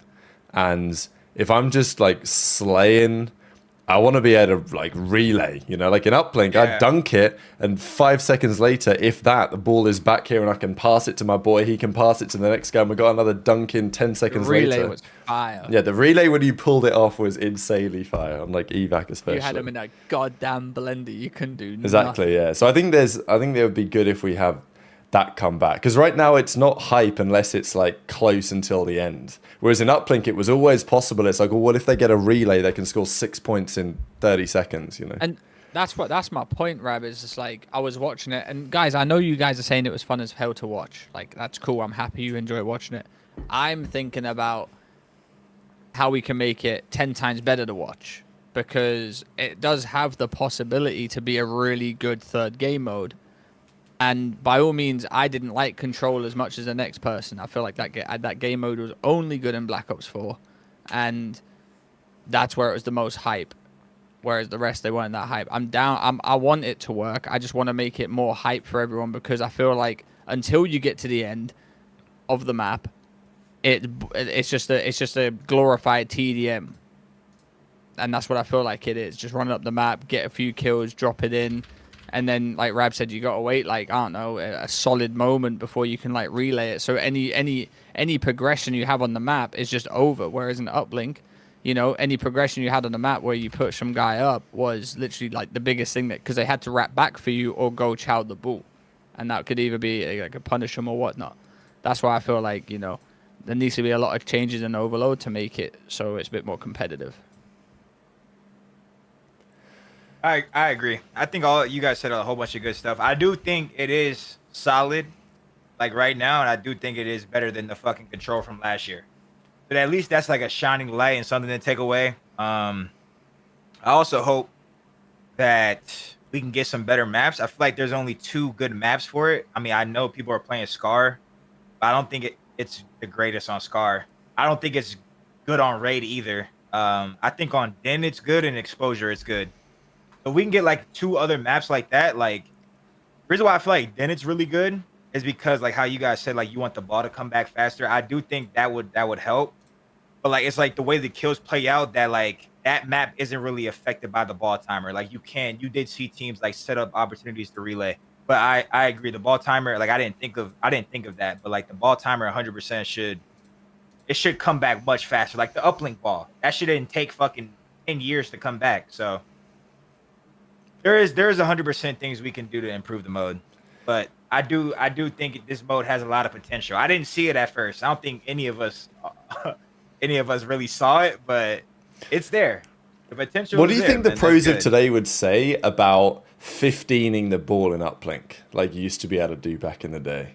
Because that shit was so cheese. People complained back then. I know they did, but like nothing was done about it. That was just a part of the game. I think that was just, bro. Like even like the shit where you guys are like, we don't want it to be over till it's over. Like, bro, on Detroit Hardpoint is when like, or not Detroit Hardpoint, Detroit Uplink is when like my team, like I would preach that we should do it. Yeah. Bro, if y'all are fucking that terrible to let me sneak and get the ball while my whole team is dead, like, and I somehow finesse and get it above top garage, like, then that's on y'all. Yeah. Like, we gained this lead. Like, we worked hard for this lead. Now my teammates are scamming. I'm 15 in this shit. But people did think it was cheese back then, 100%. So I think people thought it was cheese back then. They would think it's cheese now. I think that's fair. The other thing as well on Overload is the overtime rules, because I don't really know what Treg thought they were cooking here, because the game mode has nothing to do with lives. It's all about capturing putting the ball in the blitz portal. But for some reason, as soon as overtime happens, it becomes a 4v4 search and destroy round. And Joe DeC's made a fair point to be like, well, hang on a second. If I'm carrying the objective, I'm actually at a straight up disadvantage here, because you can see where I'm at.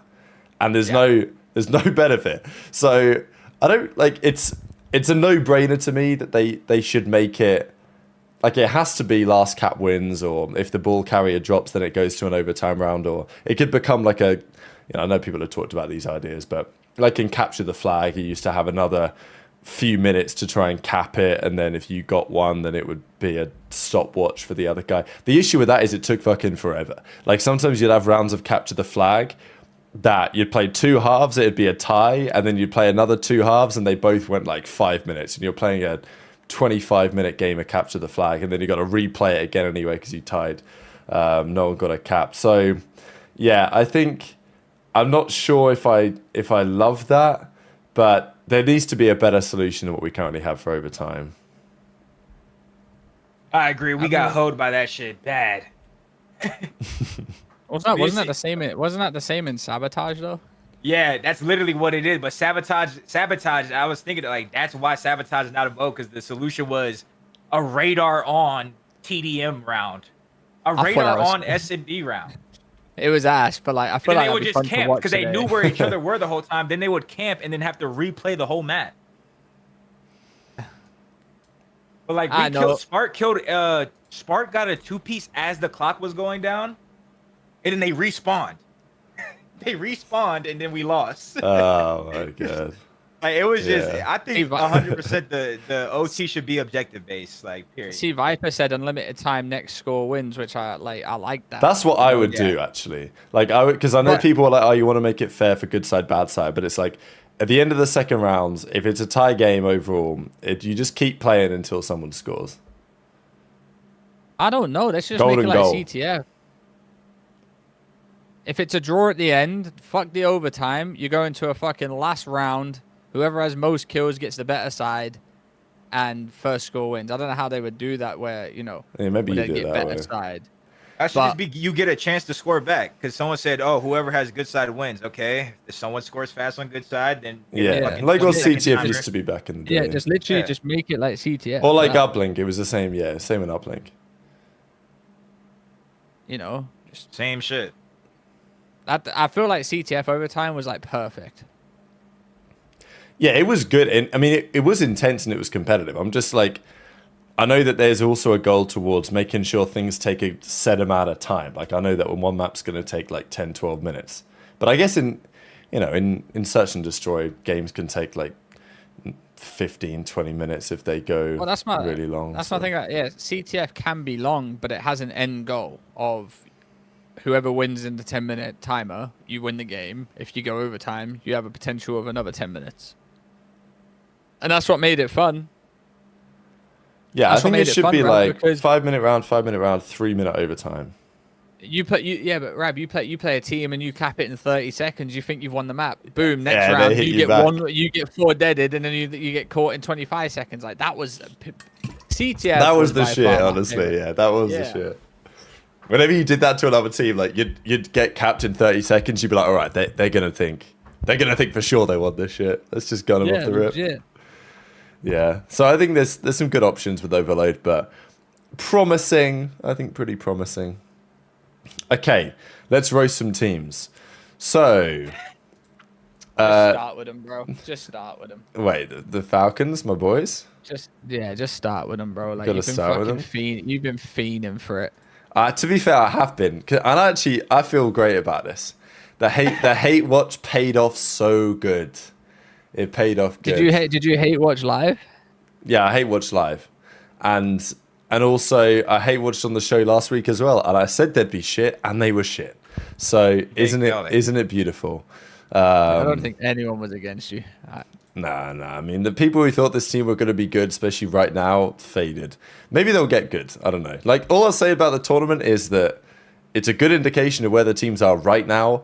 It's not a great indication of where the teams are going to be in a few months. So, it ain't over yet.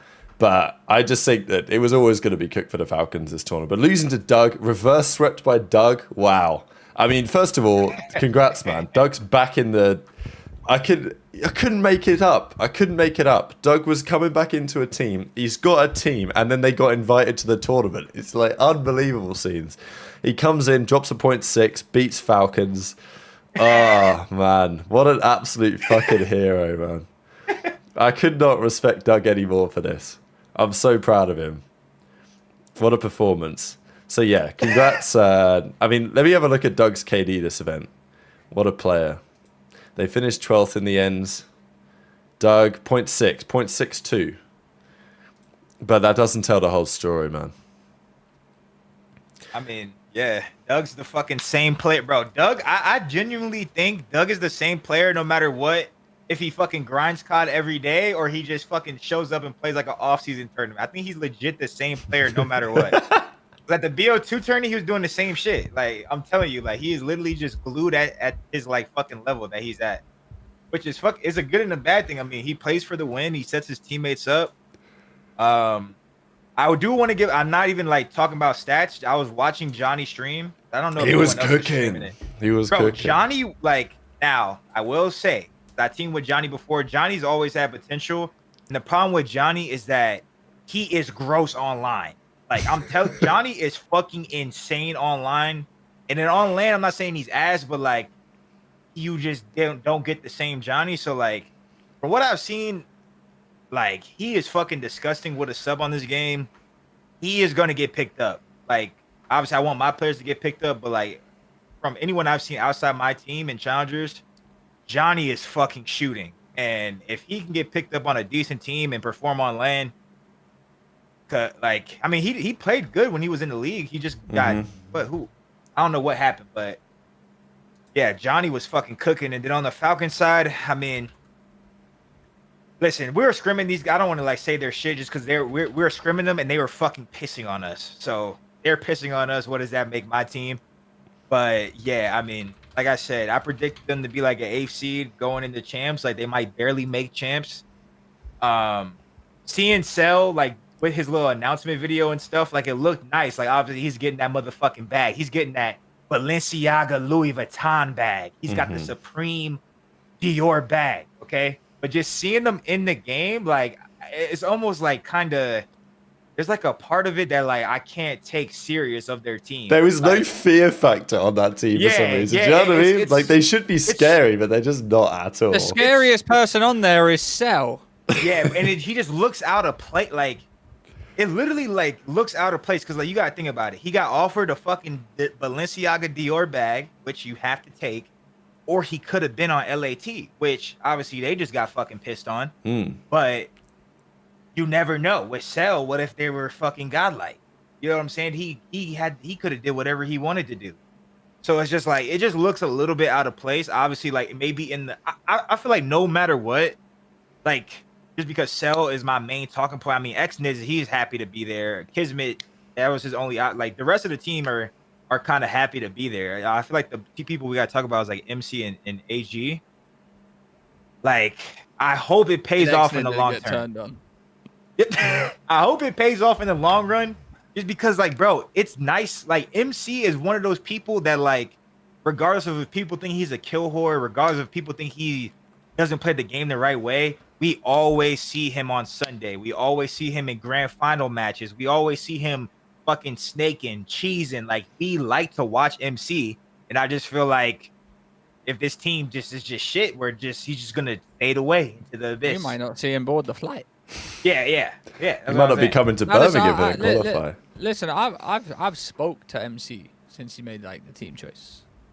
His vibes are high. You know, he actually like he believes. You know. Obviously, you know, the LA Thieves thing, whatever like that, but obviously he's got faith in himself too to be that type of player that can take this team to Sunday. Now, do we believe it ourselves? No. Have we seen him just lose to Doug? Yes. Has anyone ever seen Cell lose to Doug before? I just feel like that's a bad sign. That's a terrible sign. It's a fucking terrible sign. It's not a great sign at all. Put some respect on. I'm just saying to us. Listen. Let's be real. That football said the same thing. Listen, that fucking team is on the fucking super maximum. They're already paying, you know, let's say 1.3 mil plus in salaries. If I was to take a random guess, because they've got superstars on the bag. Yeah. Off of two players, I think. Yeah, that might be about to. Yeah. We're not even counting the rest of the players and the coaches. I was not hey, I wasn't exposing, but they got money over there. They got that money. Their challengers players are getting fucking salary, couple thousand a month. Woo. What the fuck? Listen, it's not a good sign you've lost to Doug off the bat, and that's no disrespect to Doug, but you know this is literally Doug came out of nowhere and was like, "I'm just gonna play I this feel like shit." Doug ain't even been playing. Yeah. Like, obviously, he's been playing this game, but, like, you know, he just came back out of nowhere, hops in a fucking tournament. Ain't no, like, I didn't even know he was fucking playing it. Next thing you know, he just bopped on them. And I'm not saying he bopped on them. What did he drop, a 0.6 something? But guess what? He done everything right. Yeah, that's what he does, man. The scariest player that could possibly play in the league is Doug. Yep. Because you don't want to get mixtaped by Doug. You don't want to lose to him. And you don't want to get mixtape by him because look, you become like he actually clutched a 1v2 as well on Colossus. He 1v1 Cell. This is no disrespect to Doug. Doug has the same power that my Vanguard Pairs Legion team had. If my Vanguard Pairs Legion team, we probably won like 3 series the whole year. But if we beat your team is in shambles. Doug got the same power, bro. That's what happens, bro. When you're down bad, you have the breaking power, bro. You lose to Doug, you're like, bro, what the fuck? That's the same thing. I was a part of that too. So y'all lost to me in Vanguard, y'all lost composure. Someone was getting dropped. I'm pretty sure every series we won, the other team at least thought about dropping somebody. That was the genuine consensus. If you lose to Paris Legion, Yeah. and We Vanguard, gotta you drop make, somebody. You make a roster change. That's Exactly. literal fact. Doug got the same power my team had. I'm telling you, no disrespect. I was a part of it too. I would listen. If I was Falcons, I would have dropped someone already. It's clear something ain't working. I don't know what you do. I also think that, there are some concerns about. I saw a clip. I mean, I think we talked about it last week, but Pred, he was playing dead. He laid down. Ken comes around the corner and guns him and all this. It's like, okay, is Pred's style going to work that well for this game? Because he was great in Vanguard, right? Like, Pred was unbelievable in Vanguard. His first year he came in, won that title towards the end of the year. But that game played a bit, and it's not like that was a slow-paced game. That game played a bit different to how we've seen for BO6 to a degree, and then certainly BO7, right? Like, you watch the way that OpTic played. Yeah, they won champs with Pred in Modern Warfare 3.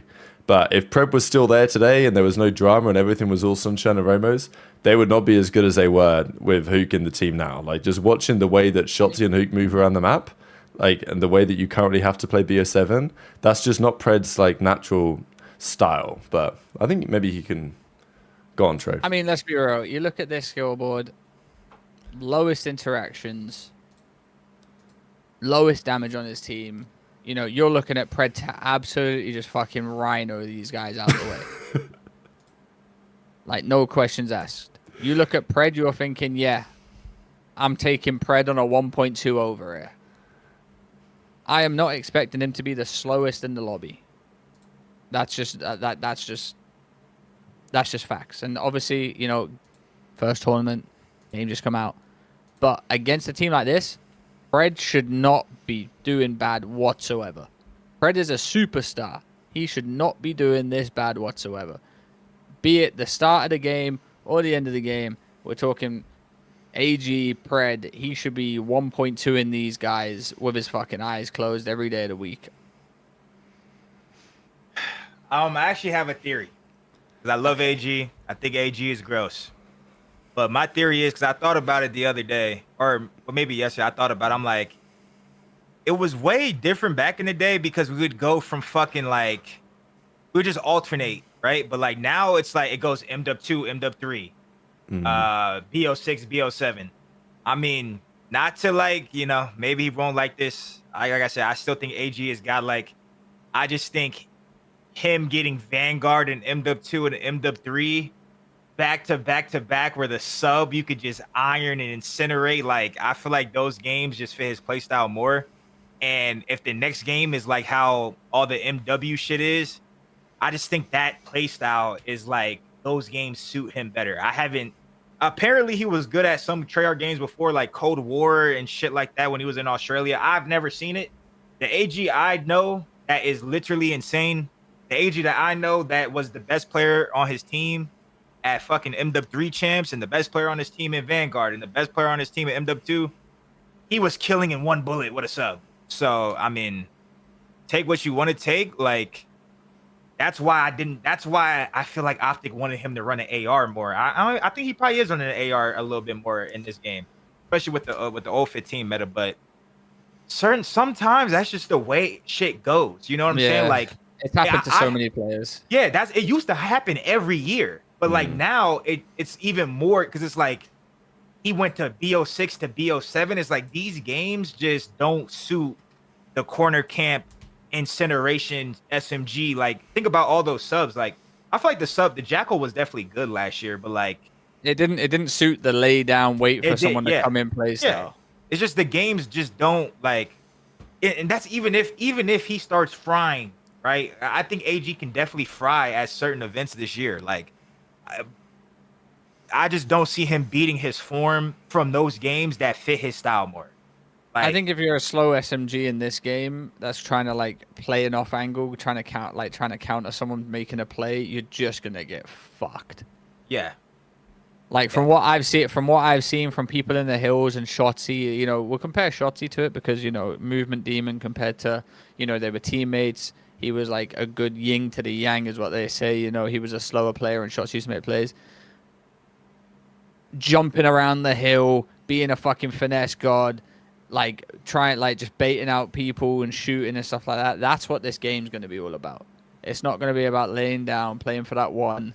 Like there's no one on this game. It's fucking you gotta be aggressive towards him, and that's what I've seen, and that's why Simp's so fucking good at this game too, because it's just aggressive. You know, it's Chalo be chowder game like this.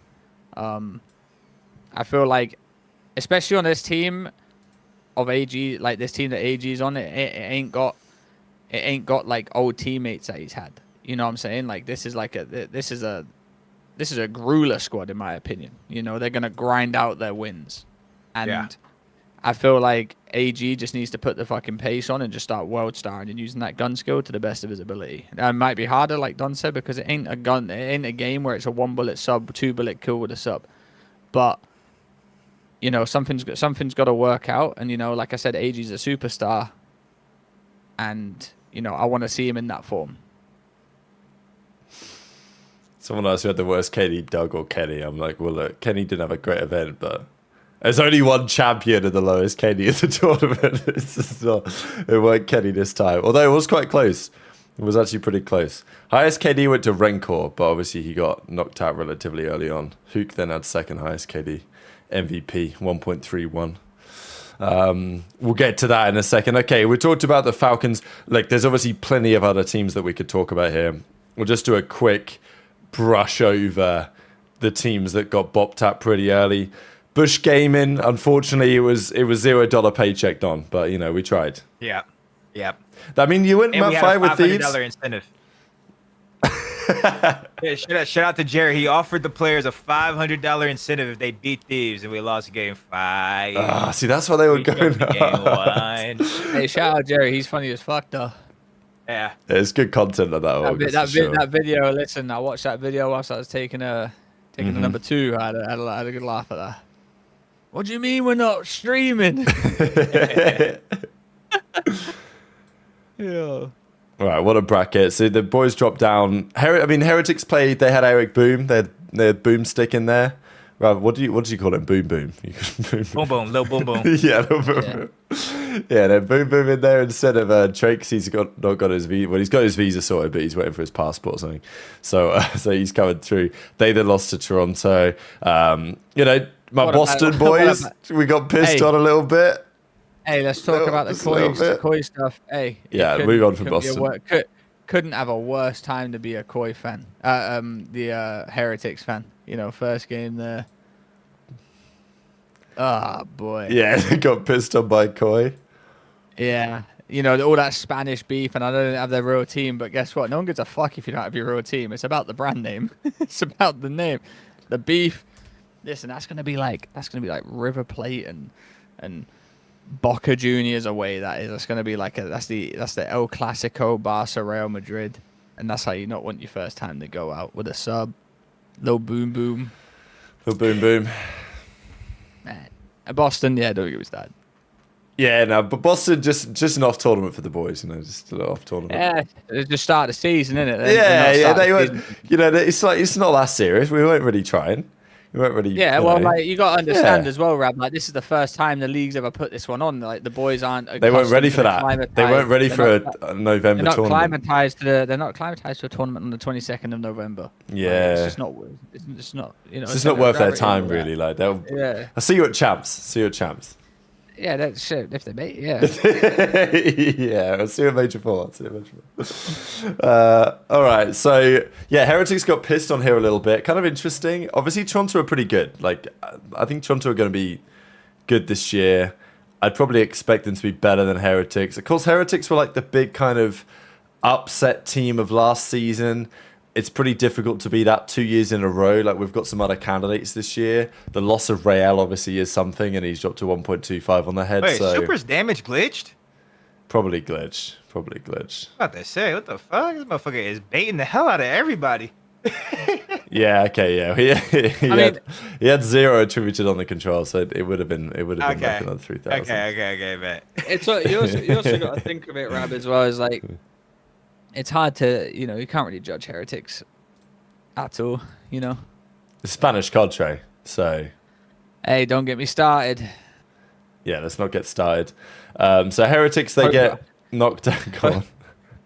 Hopefully we're back on track this year with the Spanish squad. Yeah, we had one off year. We had an off year. Hey, I had to humble myself last year, but I'm looking to get back on track with the hate. I like that. Stallions, they played OpTic. They got pissed on. They played G2. They got pissed on. So, you know, it is what it is. Didn't win a map, but it's okay. You know, they tried. They tried, and they did have to play two teams that actually did very well in the tournament. So maybe Stallions deserve a bit more credit. Omit, they won a grand. They delivered. I mean, Fellow, he's done it again. Can you believe it? He's put together another team. But as you said earlier, Don, they beat Surge. Does that really count?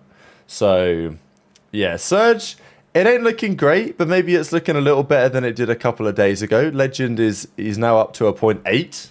So it's no longer 0.6. We're now, you know, he's now leveled up. We did see Shotzi said that Legend's still using an Xbox controller, and he says that's cooking him. But I don't know if that's cap or not. Let me give some gas to Bragg. I know the stats weren't maybe insane for this series, and Fellow had the best stats this series, but I think Bragg is like we scrimmed them too. Bragg looks good on this game. Obviously, like I said earlier, I want my players to get in the league, but Bragg he should definitely be a player that teams are looking at. Yeah, this Surge team. I mean, bro, Legend.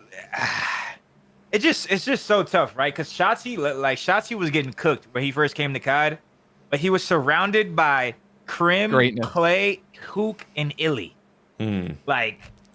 Legend, no disrespect, he's surrounded by Lunars, Gwen, and Abe, which Lunars looks a lot better on this game, not gonna lie. I always knew Lunars had talent. I teamed with Lunars in Challengers for a little bit, and he seemed like he had gunny. Like watching his screen, his point of view looked good.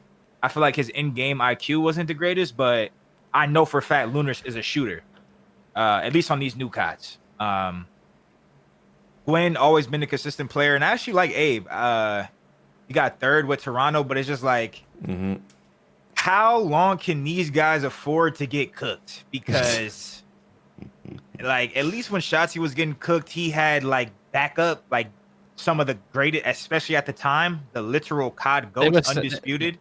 They were still, like, somewhat prime-ish, you know what I'm saying? Yeah, like, they were still, like, Crim and Clay. Like, their team...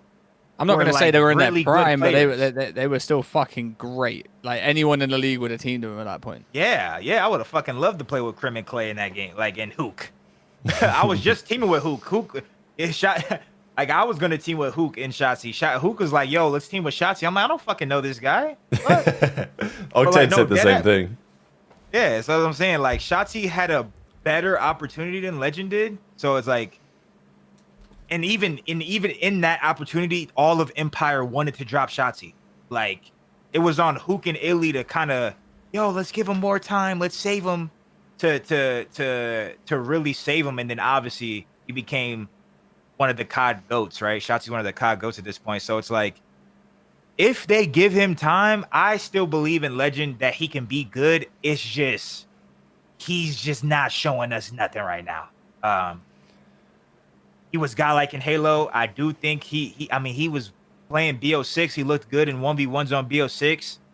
But there's a difference between 1v1 and 4v4, and you're actually having to use your brain and, like, you know, position yourself. And it's just not looking the greatest right now. So hopefully, the only way I feel like they can even get out of it is if I don't even know. They just get shit on for like 4 months straight and then like turn up at the end. But like, I don't think these guys are icy enough to fucking turn it around. Like, I think it's tough when you've got, like, you don't have a player who has the Crim Clay level experience, right? Like, I think that was always the challenge putting this team together. You put him with Abe, Gwyn, and Lunas. It's like, well, who's teaching him how to play? Who's like putting like Crim, you know, he went and played Halo, then he came back to COD. He was obviously good pretty quickly as soon as he came to COD, but like he'd played a bit of COD before.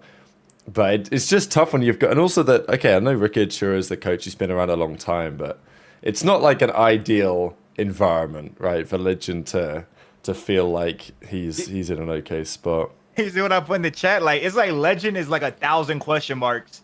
And it's like he's by far the biggest question mark on the team, but the team still has question. Like, we're still worried about the other three. Like, you know what I'm saying? It's just like a bad situation. I'm not gonna lie. I think the most vetted person on the team is the coach. Yeah. Then maybe Gwen. Yeah. Gwen was just, I swear, Gwen was just rookie of the year. He was. Yeah, He's been around. This is his 3rd year. Yeah. Like, Gwen's not like a winner. Like, Gwen has never had like a stint in his. I think Gwen is good. Gwen's It's not a- Listen, this is what I said last show, though. Remember, like, I literally said, when you're 2-0 down in a series, yeah, sometimes I had Zuma there. You know, Zuma was a good guy I could look at because I feel, yeah, we're gonna fucking do this. Yeah, of course we are. You know, I had rated great guy to do that. Like, I had some mental on my teams. You know, I could always, and then progressing further on, people would look at me because I'm the vet. You know, I'm the guy that should be like, yeah, we fucking got this. Blah blah blah. You know, then you look at Krim, Clay, Damon, Formal, Scott. Like, you're looking around, you're thinking, yeah, fuck yeah. If that team goes 2-0 down, who am I looking at? Yeah. Legend. You're looking at Legend, but he's got a fucking .7, so you don't even believe him. Like if I'm the about, biggest like, winner listen, on the team. and it's like yeah, he's the biggest winner in a different game. So, like, you know, do they respect it as much as, you know, a bigger winner on COD because that's what they're playing? But, you know, picture this, Don. They're all sat there like, fuck, 2-0 down, like, lost 2 close maps, like, fuck, like, shit, who's gonna get Gwyn? He just won Rookie of the Year. Your most vetted player is a 3-year-old, a 3-year league vetted servant of the league, and he won Rookie of the Year. Like, because a lot of people don't understand. Like, COD is a lot of mental. Like, you can win a series based on good mental with your team. You know, 100%. And I'm not saying they don't. I'm just saying, like, you know, I compare it to, like, you know, let's say they're 2-0 down versus Slasher, or Slasher's 2-0. I can look at Slasher and be like, yo, we can actually fucking do this. Mm-hmm. Oh, yeah, 100%. You know. And maybe things will change. I mean, you know, maybe they can prove us wrong. I just think that team is, you know, just lacks experience when it comes down to it. And like you said, Don, their most experienced player doesn't play COD. This is first year in COD. He's like the most winningest. You know, you play him on Halo, you get him fucked. You know. Yeah. Unfortunately, they did beat Boston, so you know that is a little bit tough. Well, that's on you, Rab. That is on me. I don't care if they did or not because I'm looking for the future. But did you really are have a 6,000 damage. Jesus Christ, Legend actually got twerked on this series. Oh my god, man. Like, he's legitimately not like he knows it. He knows it. I mean, we don't want to like be too hard on him. Yeah, but like it's clear as day, bro. Like, and I'm gonna even bring up Hook as an example. Bro, it took Hook like probably until Seattle of World War II. And that was like in May or some towards shit. the end of the season. Yeah, we had already That was played like the 5 final event events before playoffs, Seattle. before playoffs. Yeah, whenever Seattle hit, Hook was back to okay, this is COD Hook. But when I remember when I was teaming with him, I was losing my fucking mind. Like, I was like, bro, you're nowhere near as good as you used to be, or the way you were just at Halo, because you were just uncomfortable. Like, he always, there was like a thing in Halo. I don't know any Halo players, but like they like flick their nades up like a little bit before they throw them. And like he was running. I will never forget this. He was running in the front fire on London where we're trying to break like the crane hill. And he was like fucking nading himself. And I'm like, bro, you're literally nading yourself. Like, you're a fucking bot. Like, you know what I'm saying? Like, I thought like he legitimately wasn't that good. But then once he got his footing back, he was back to Hoop. You know what I'm saying? It took him, and that was like November to May. Yeah. And he had already been a pro COD player before that. So like I said, I mean, it's gonna fucking it's gonna take some. He's real gonna have to be a fucking time. fast learner, man. Yeah, because if he's gonna have to improve at a rate, like a quick rate, so they can see the trajectory. But the COD scene is not. It's not pretty. But it depends who, like, again, if they're the benefit of not having like a veteran on the team is that probably Ricky Atura will just call the shots because he was brought in as the coach. There were some other options they could have gone for. He wanted this team. He's putting his neck on the line for this team. So he's not just going to give up on Legend immediately. And if the rest of his team are just mentally chalked, then like, well, you know, you made your bed, I guess. So The we'll thing see. with COD is now you just don't have time. Yeah, you don't have any time. Like you have one bad major one split, and that fucks you up for the rest of the year. Yeah. Because everyone just catches, like everyone just gets in such a good way. You don't want to be major one is where you want to get most of your points, so you're safe for major two. Yeah, it was the and then Ravens three. strat last year. Yeah. Because there's always going to be one team that, like, in a couple years ago, remember Minnesota? They came top 4 at the first event in Boston, like 2024. They made the Sunday. They were dog shit, but like they made the Sunday first event, and that set them up nice. They had good points. Yeah, Like all of a sudden they're looking good in the league. So I think they still missed champs anyway. 'Cause, you know. Yeah, no, but what I'm saying is like, I'm a Legend fan, by the way. I was watching that guy talking Halo. That's greatness right there. That's just something you have to respect. And for him to come over to a game and get a spot straight away, you got to commend that too. My thing is, and he knows it as well as everyone else, you don't have time. All right? The season starts in literally like 2 weeks, 2.5 weeks. Your first game, December the 6th. You have a bad sprint up to the major. You have a bad major. Guess what? You've probably got 10 points, 0 points. Then you're stressing. You have a good major one, you're not stressing. You're in cruise control. You're just progressing along with everyone else that done well. You have a bad major one split. That's when everyone on the team starts tweaking. Yeah. And then it comes to the point where, oh, scrims are getting bad. Shit, who's getting shit on? Uh-oh. You lose, but you lose first match of major 2 done. You're like, oh, can't have another one like these. Now this could happen to anyone. I'm just saying Legend in general because, you know, this is the only team I can think of that, like, you know, he just got tucked, you know. But it's, you could say the same with Falcons. They just got tucked too. They could have a bad major one, and it, you know, could be like that as well.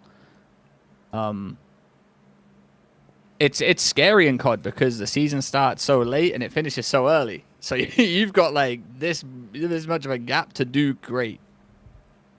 No, agreed. All right, so they lost to Ravens. Well, a few words on Ravens because they had an interesting tournament. They started things off by 3-0 in G2, who eventually came third. Nero was absolutely frying this series. Then they went on to play OpTic in the next round, where obviously they got 3-0'd. They then beat Surge, they lost to Toronto. So Ravens looked respectable enough this event, to be honest. It wasn't bad. Like, I think that they're a bit more of a stable team. I think, to be honest, of the 4 teams that we thought, G2, Surge, Cloud9, Ravens, 3 of those 4 looked at least pretty respectable. As I say, there's always going to be some teams that you're not expecting to be that good that actually are pretty good. Just, I guess, some quick comments on the Ravens team. Obviously, as sponsored by, Little Goat Corporation, we have to give, a little bit of gas. But, yeah, what do we think? Has Brian Saint done it again, Trey? He's so checked out. I respect it. You're talking to me. Yeah, I would thought one of your thoughts on Ravens, but maybe you don't care. Oh no, a video just played so loud it literally just cut you off. That's why I was turning it down. Oh, okay, all good. I thought you were so disgusted with this Ravens team. You didn't even want to comment. No, a video just played and I don't know where from, and I was so checked because I couldn't hear you and I don't know where from. All right, you want my opinion on Raven? Yeah, just quick fire. It's like I said earlier when Don was saying about people saying that Austin's got approved. Austin's done everything he has done in COD. He's a great. Now, We know how Austin feels about playing with new players, Don. We said it last year, you know, he's going stress. I think this will be his biggest task yet, like, you know, playing with these players and making sure it goes well. It's just, you know, they're all playing remote now. It feels like the support from the org is gone. Playing remote. You know, and that has a big toll on players too, and it feels like your org doesn't even give a fuck. It just feels like you're fending for yourself. And I know Don probably has probably felt that before from a certain organization. You know, yeah, it's it's your 4 teammates and your coach against the fucking world, and that's it. And you can't even talk to him because guess what? You live in a different state. We've gone from Brian St. Penthouse. We've gone from actual facility that I played in, called it the Batcave, to, yeah, we're getting a facility made when Clay joined the team, to Brian St. Penthouse facility wasn't even being built, to we're all leaving Charlotte and we're playing back in our bedrooms. So, unfortunately, yeah, it is on the players and stuff like that to be great, but you don't understand how stressful it is when you play in the CDL, the franchise league, with an org that doesn't give a flying fuck about you. So, all power to the players. Hope you have a great year. Austin, you're the GOAT. Hope you guys do good. Fuck London. Yeah, well said. Any thoughts, Don, or would we move on to another team? I'll just say something quickly. Rooting for them. I like that they don't really have any fucking supreme kill horrors. I'm just worried about. I just feel like every single member on their team is liable to get fucking horked on. So that's why I'm still not high on this team. But that's about it. All right, there you go. Yeah, I mean, look, it's top 8. It's top 8. It could be worse. Hey, Rab, let's just say this. They could all go 10-48 or 48-10. No in between. Yeah. They're getting pissed on or pissing on. Yeah.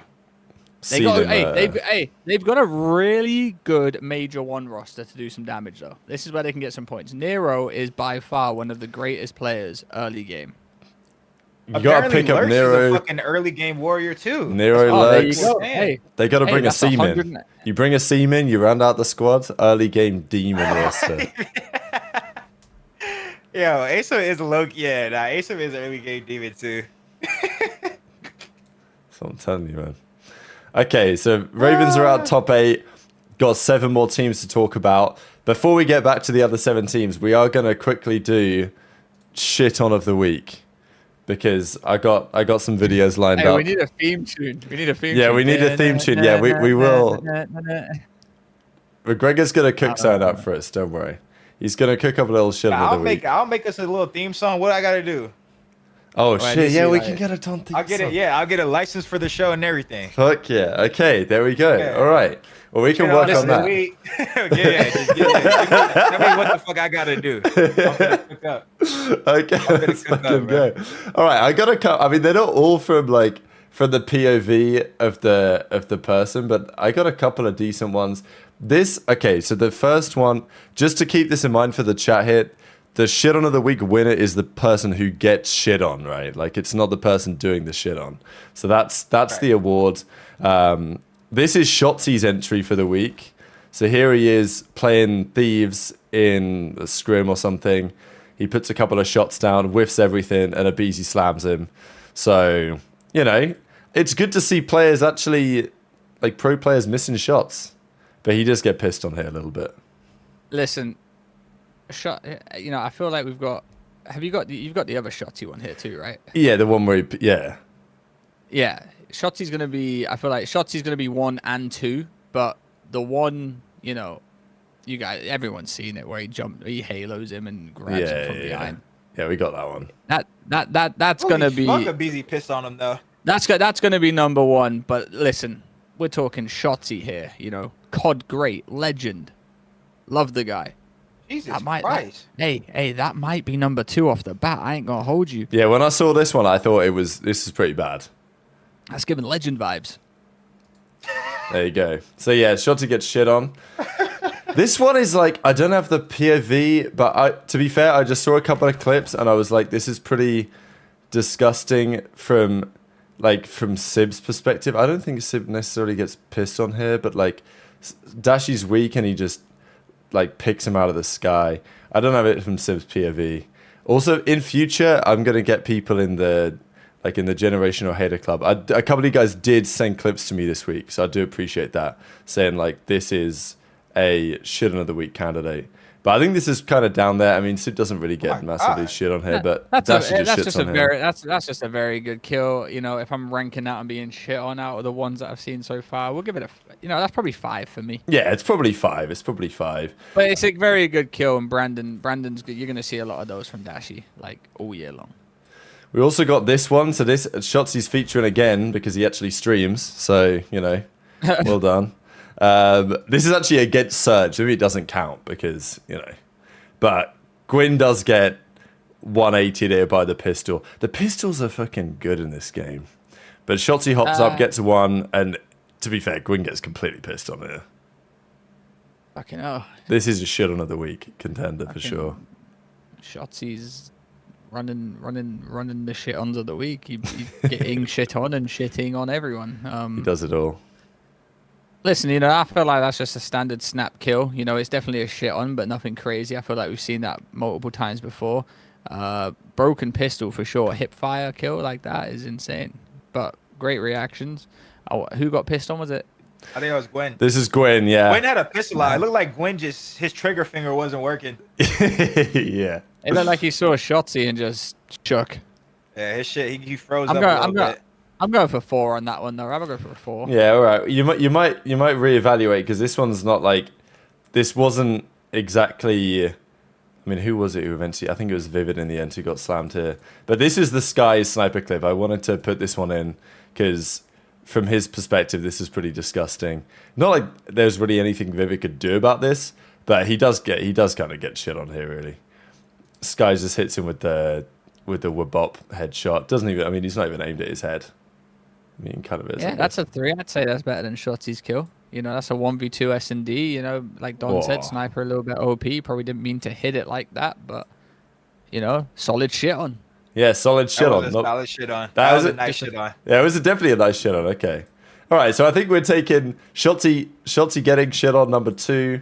We've got Sib number 5, Gwyn number 4, and then Vivid number 3. And then number 1, probably is unanimous opinion, is Envoy getting absolutely world-starred by Shotzi in the grand final. Even the whole clip is disgusting as well, because he gets 2, regens, guns Neptune. He's on 9 HP. So then he's getting called, he's one shot. And they ninjas him. I mean, listen, this isn't just one person getting shit on. I think this is a collective LAT shit on of the week. This is disgusting. Oh, Gentlemates. Yeah, Gentlemates. Oh, Gentlemates, sorry. Orgless. Sorry. But he literally pieces up their whole team, and then the final player is sorry, like, I hear Ghosty, and I still think LAT. Yeah. Same shit. This is a great top 5 of the week, to be honest with you. Obviously, with what we got, there's probably more better ones, but you guys have got to start sending them in. We've only got 2 sets of eyes. Look, players need a fucking stream. We would have seen hella shit. Yeah. But this is by far this might be. I'm not gonna lie. This might be clip of the year. Yeah, it's gonna be tough to top. So far, yeah, it's gonna be. I don't think you're gonna be able to top this. I really don't, unless he does it in a 1v4. He's gonna find a way. He's gonna find a way, man. He might find a way, but this is by far number 1. Doesn't even come close. Wow, you hate to be Envoy in that situation. Yeah, you really do. Yeah, if you're done. Listen, you've seen all your teammates run in there. They've been bopped. All right, you sit there. You've rolled your eyes. You're the last guy in there going for a trade, so you can blame all 3 of your teammates. But you're going in for a trade, and you go, he's got me from behind. Not only is he checked out because his teammates have been 1v3'd in the hill, his teammates are now checked out because he's been grabbed from behind for the 1v1 trade. Now listen, that might be after seeing this shit, I might hit a little hezzy before I go for the trade. I might hit a little. You know what? Y'all got it, bro. Yeah, I'm we're waiting. already down by I'm not 107. gonna get ninja, bro. Listen, end of the day, Envoy's lost full and ran at this guy trying to get the trade because there's three other teammates who fumbled it, and he's ended up worse off. He looks like a moron now. Everyone, even his teammates have rolled his eyes at him, going, "Oh, how the fuck have you been taken from behind them? What's going on here?" Back shots. This would have meant You just know the listen, map's over. You just know the map's over after some shit like this happens. this would mentally check everyone out. You know, getting 1v2'd, you know, my bad. This was He's left side hill. everyone. He's left side hill. Ah. Yo, Dill, he's one shot. Dilly's one shot.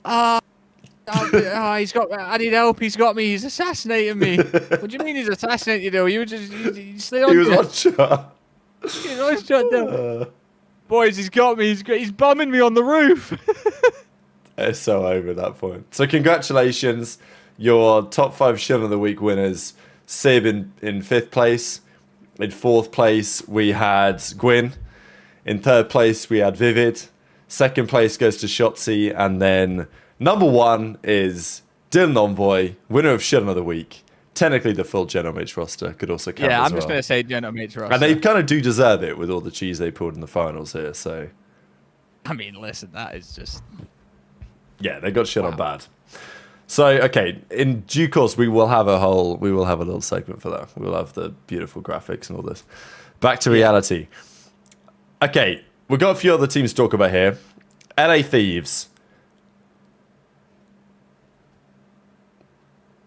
It went great. Look, they beat your boys, Don. They then beat Doug. Should have lost. But against pro teams, they went 0-6 map count. Not the greatest. And they should have lost to us, to be fair. Yeah, well, there you go. So they lost to Gentlemates and G2, #Unshaven. Bit of a stinker out of Ken in the final series. I'm seeing a 0.54. You know, it ain't great. Who was it in the chat earlier who said Ken's already reaching final form? There it is. Look, my opinion is it's too early to people are saying, you got to drop him. It's time to drop. I'm like, come on. It's been a week and a half. But if there are Thieves fans out there, they had their concerns, and their concerns are now... What do you think, Trey? Just genuine consensus. You know, game's been out 2 weeks. Not even that. Or is it like a week and a half? Yeah. Like, game's been out a week and a half. Yeah, you expect Kenny to do better. You know, scrap's not been scrapped there. You like you said, you expect a superstar team like this to just come out and slam these guys, but you know, start of the game is when everything crazy happens. I've seen some crazy shit happen. The only thing consistent I've seen is like OpTic have been, you know, consistently very fucking good.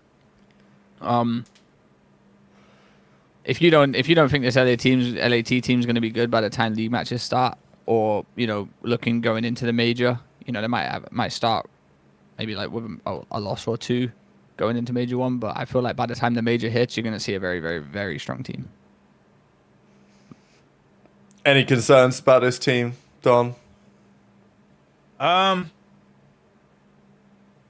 mean, y'all can go back and look at the shows we've had this offseason. I mean, we've said it. I don't think this team is going to be dominant throughout the whole year like they were last year. I mean, this team, I expect to show up when they have a little bit of time. I will say, I mean, from what I've seen, I think Kenny is much better at this game. I feel like he looks much more comfortable on this game. And he's playing with better players, obviously, besides like his OpTic team. It was just basically the same. He played with the same roster, but it was murk for him. But at the time, they were just going through it. It was just a shit show. But at the end of the day, he's on a better team, better situation.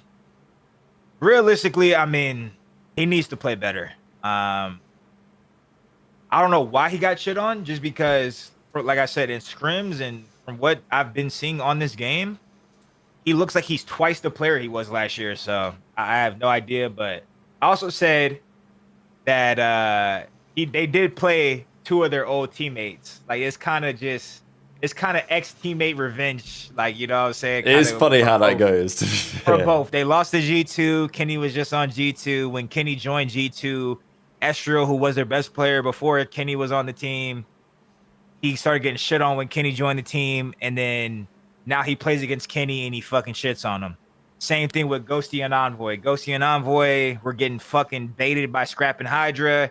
They get dropped, and then they beat Scrap and Hydra first time they play each other. So, yeah, I mean, that's just kind of how it goes sometimes. I do think, like, revenge matches are a thing. I 100% agree, and I feel like even from my point of view, like, I leave Austin Sketchers on my team, and then I beat Rise in World War II, even though they were the best team. Like, I think revenge matches do have a little bit of a pressure when you're supposed to win, and then pressure when you're the like freedom when you're the underdog team. I do think that's a thing.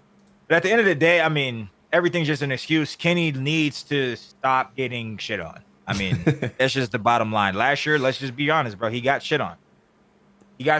And then if you pull up like just the team stats, I mean, everyone had above a 1. I mean, I don't really count the stats versus like the 2 AM teams, because like, I'm just saying my team's an AM team and Doug's team's an AM team. All of that shit is stat padding. Like, he played pretty good versus us. Honestly, he probably played like the best on his team versus us, but we're a fucking AM team. So definitely versus the fucking pros. Yeah, I mean, he got fucking horked on. So needs to play better. At the end of the day, it's an exhibition match. But I like Trey said, I think they'll be good for the major. I think for this major one, they're not gonna. I would even. I picked against Kenny when I was staying at his crib. I said, "Fucking FaZe is gonna fry you guys tomorrow." He said, "We're gonna win." So I'm just being honest. Like, if I had to tell Ken to his face right now, they're not winning the first event. I mean, I just don't see it. Like, I just don't see it. But I see OpTic winning for sure. Speaking of FaZe, I mean, go on if you want to finish. I was gonna say, I honestly wouldn't be surprised if they place like top 4 or top 6 first event. That's probably where I would predict them based off what I've seen like so far. Dan, that'd be crazy if they do come top 4, top 6, because people are going to be calling for heads immediately. Which is still solid. It's still top 4 is solid. It's not that bad. Yeah, but it ain't what they want. So yeah, it's not what they want. But I mean, they're not going to get what they want the first event, in my opinion. I'm excited to see where it goes. Hey, I would say this, so Estriel is back. Estriel's back. Why was he playing like shit when Ken joined the team? It's a good question. Hey, revenge match, yo. Estriel, let's start the agenda. Estriel, but he played good all day. Estriel hate playing Ken. Yeah, that's what I'm saying. Something had to been off there because Estriel he was good before he played with Ken. He played with Ken, he starts getting pissed on, and then now he's not playing with Ken. He looks like the Estriel that we've known. So that's what he's saying. The revenge match. You know, Estriel, Ken left Estriel. Estriel's like, cool, can't wait to shit on this guy because wow, he made me play like ass. Yeah. And then he started. Estriel was frying the whole weekend. He was back to old Estriel. Obviously, you were joking. Some players just don't play well with some players. There's nothing about it. It's just some players just don't work together, and maybe Estriel and Kenny just didn't work playing together. And that's just how it goes. You know, a vet joins a team with a younger generational player. Don, you know how it is. You've seen it from afar. You know, it can affect them in a good way or a bad way. Ken joining the team affected Estriel in a bad way. Now it feels like Estriel is just more free on the map. I was going to do FaZe next, but let's just do this team next because, I mean, G2 had a really interesting run. I think it's worth saying that they played a ton of matches, so they had a lot to learn and improve and catch fire, whatever you want to say, during the tournament, because they got 3-0'd round 1 by Ravens, then they got a nice little 3-0 against the Stallions and Omit, so they got a little layup there. And then they played Thieves, 3-0'd them, they played FaZe, 3-2'd them, Kremp Masterclass, beat Cloud9 3-1, and then nearly beat the Gentlemates. They could well have been in the finals, but I think everyone on this team had their moments, right? Skies with the sniper was cool to see him back playing well. Estriel doing what we know. Kremp looks real good on this game. Kremp lost us 53 bomb. It's going to be tough to beat.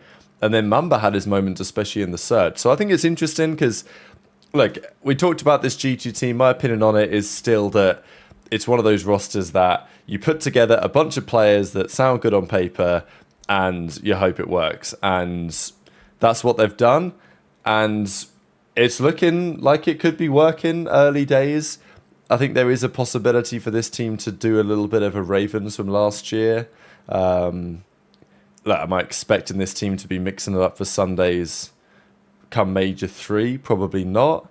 But we'll see. Maybe they could be the early season surprise.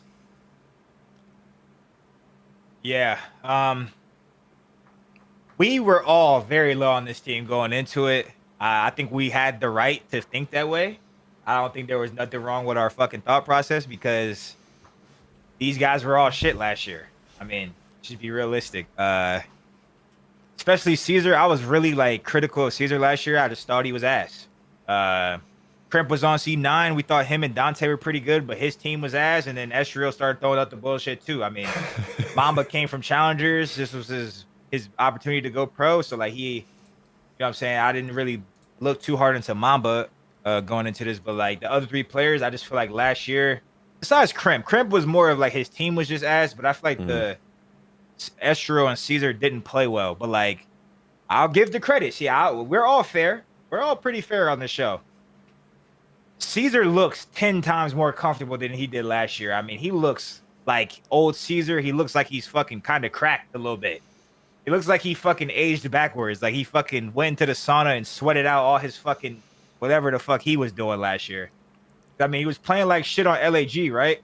And then he got picked up on OpTic somehow and was still like trash. But I don't know. Based on what I saw, like obviously I don't think they're gonna, because they got third. I don't think they're gonna be top 3 and place in top 4 all the time. They might, but I'm just more impressed with like how they looked on the map and them just being comfortable. Like regardless of what they place, Caesar just looks better. Like he just looks straight out, flat out better at this game than he was the last game. Same thing with Estriel. Estriel looks fucking disgusting at this game. Like Crimp obviously looks gross too. Mamba was doing his thing. I'm really high on Mamba, honestly. I'm really high on Mamba. I feel like he's like a player that's better on land. That happens with a lot of like players that play on the West Coast, dog shit connection. When it's land times, they've been always playing on fucking 60 ping. They show up and they do their thing. But yeah, I just want to give credit. I want to give credit to Caesar because I was critical of him last year. He is way better. He is doing his thing, and I hope that like his form that he had this tournament, I know it's an exhibition tournament, but I hope he continues this form because this will be the best rocker team they've ever had. Oh, besides the one that came back from 04 in finals. This is a good, the way they looked just on the map, they looked good. They looked really good. So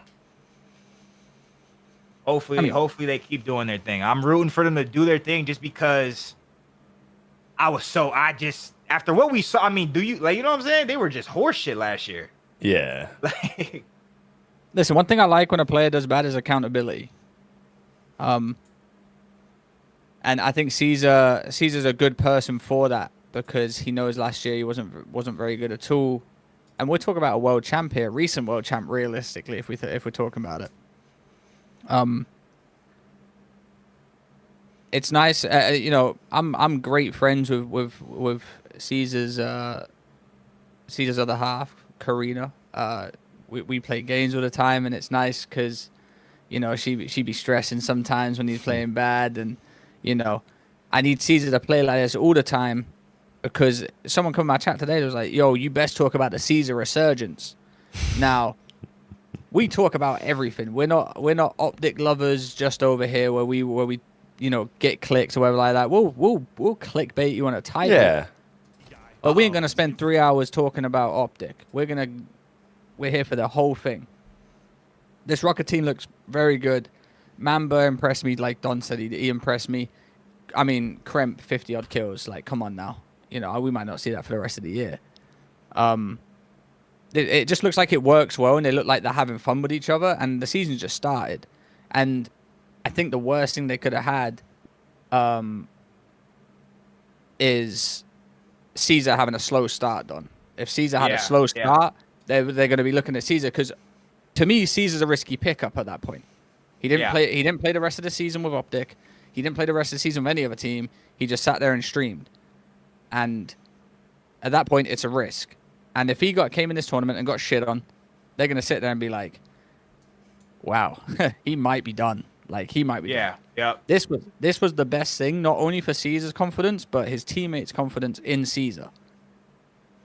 Now what they need to do is work on this and, you know, go into the major one split and, you know, continue it. But it's just four guys hardworking, you know. They've all got a chip on their shoulder, I feel like. And I feel like there's not really an ego on this team. And I like what I saw from Mamba a lot. He was playing very well versus FaZe. In some situations, of course.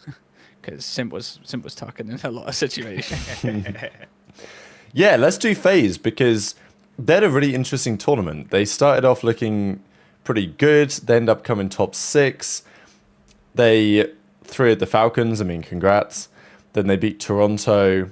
Got destroyed by OpTic, but basically everyone did. Then they lost to G2. The series they lost were kind of interesting because I do think Simp is really good at this game, but the series where they lost, Simp did get hawked on bad.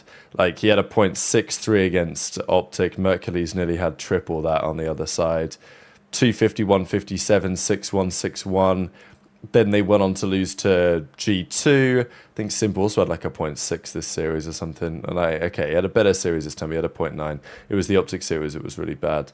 Yeah, I think that... Yeah, go on, Trey.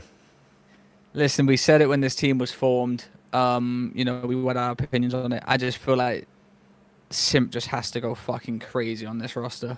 Mm. You know, they got good players. Let's not, you know, they got great players. But is it selling a BZ level? Who knows? It's early doors. But Simp, I feel like, has to fry. And I swear to God, all right, nothing pisses me off more than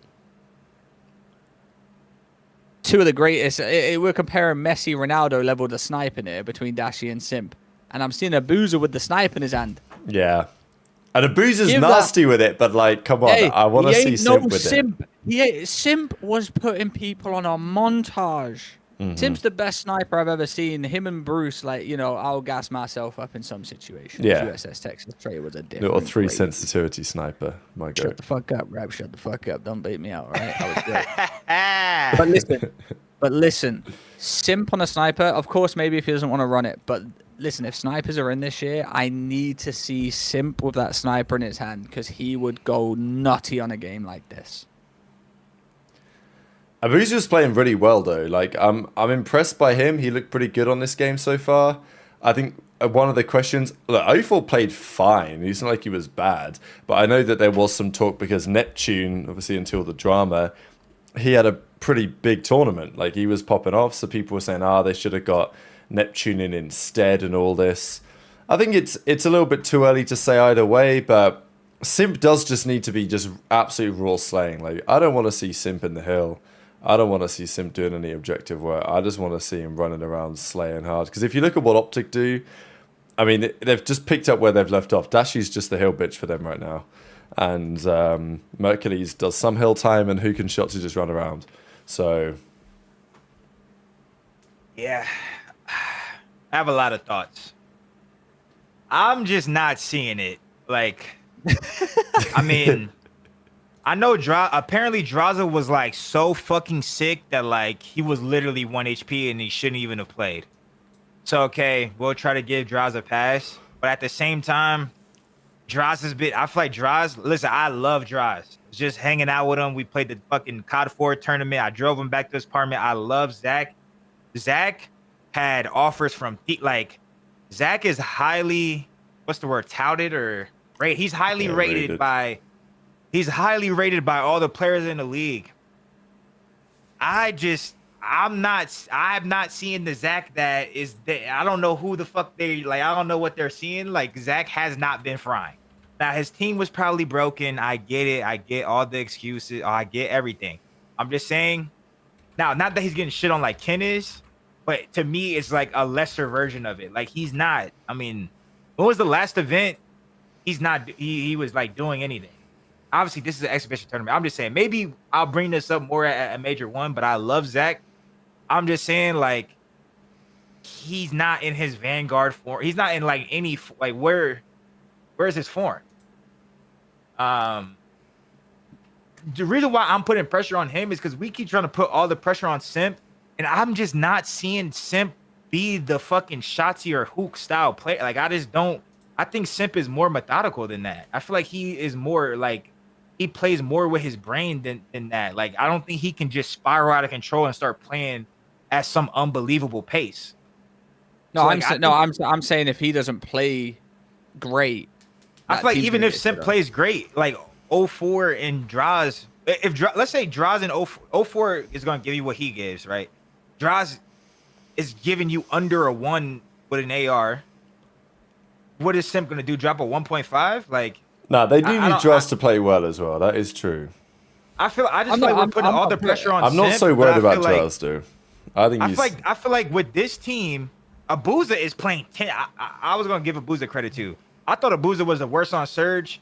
I probably just didn't know ball. I was probably just brain dead. Okay, I was a fan of Nasty. I was obviously a fan of 04 and Net. Abuza is their best player right now. So like obviously I'm saying Abuza is their best player right now.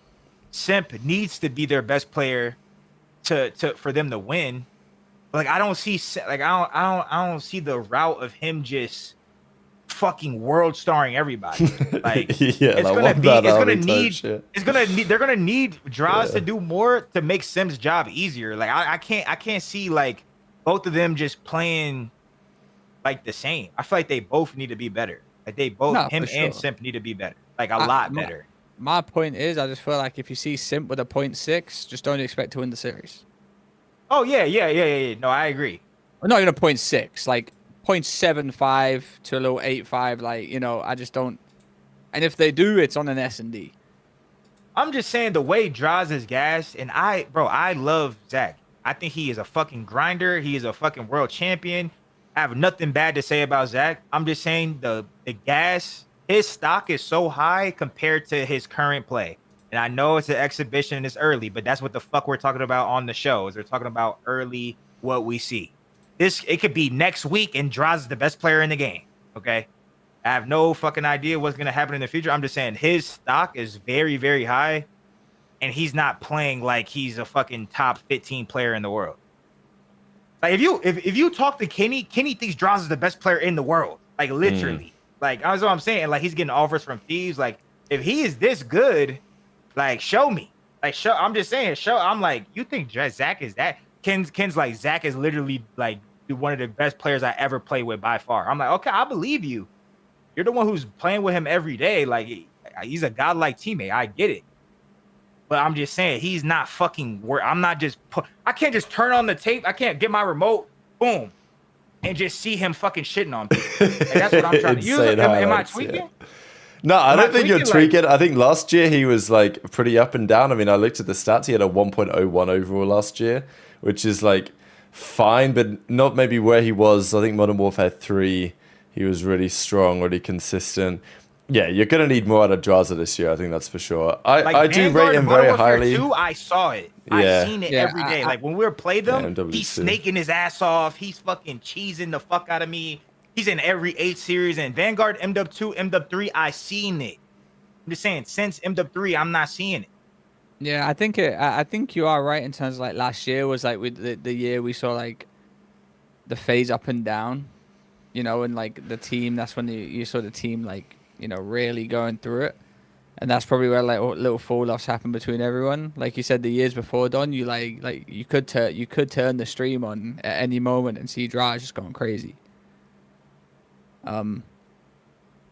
Like I said, they got a new team. Like I said, I personally believe like, it's just one of those teams where I feel like it's in past the fry. But like I could be totally wrong, and like you said, Don, we're only talking about now. I don't give a fuck about next week. I don't give a fuck about last week. I talk about what happened just 2 days ago in this moment right now that we saw, Yeah. and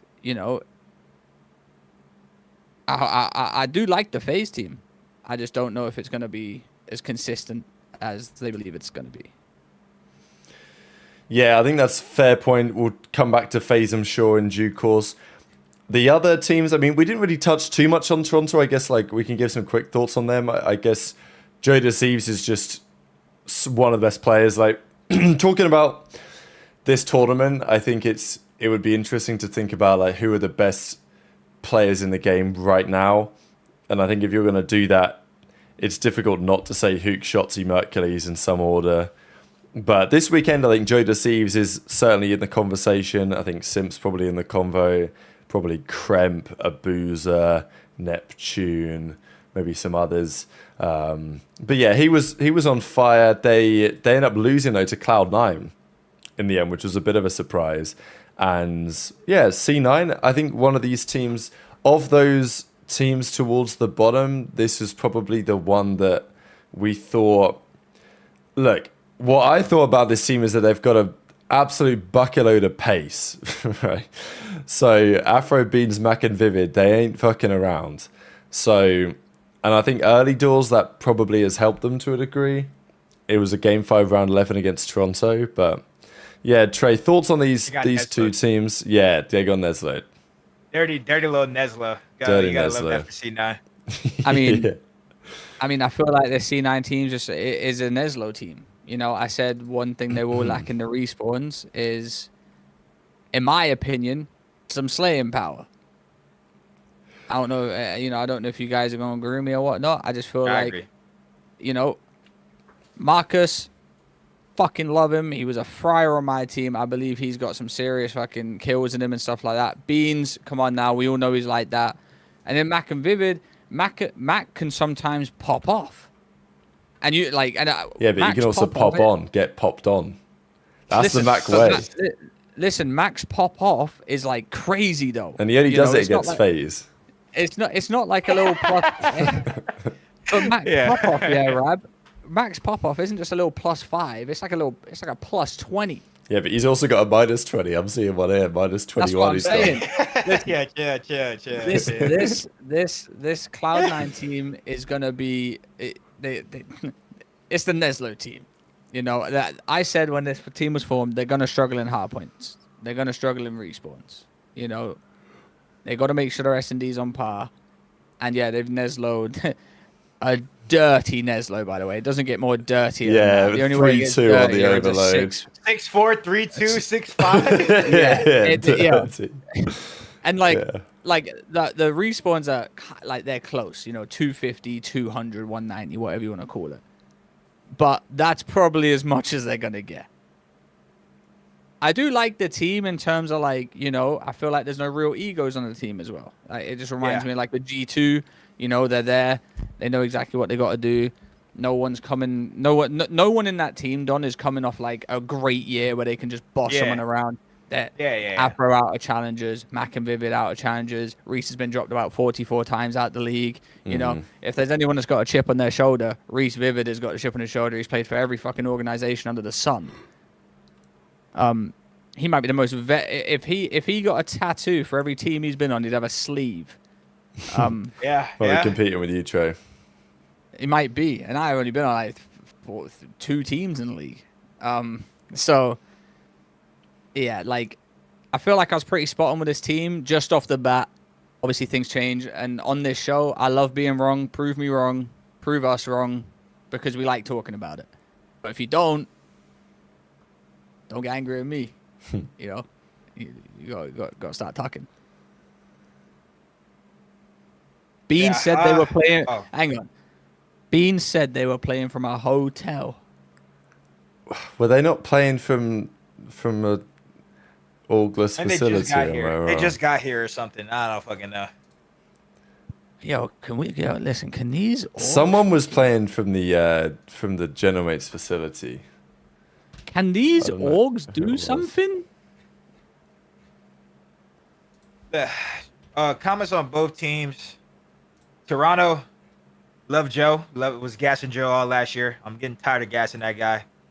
He's consistent. He's here. He's him. Kleenex, he's also him. I love Kleenex. Insight looks better. I was a big Insight hater last year. I think the sniper makes him more useful.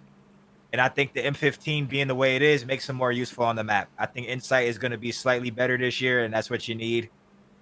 Real, I actually like Real. Real's good too. I mean, Toronto is one of those teams right now. They're like literally the definition of a B+. I have nothing overly great to say about them. Yeah. Nothing bad to say about them. I think they have a pretty high floor generally.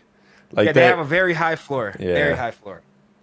They're not just And, going to get bopped out top 12. I think you give them a month, they're gonna beat who they should beat and lose to who they're gonna lose to, and then maybe get like Neslo'd, and then maybe Neslo or just like Yeah, like yep. clutch up against like a top team.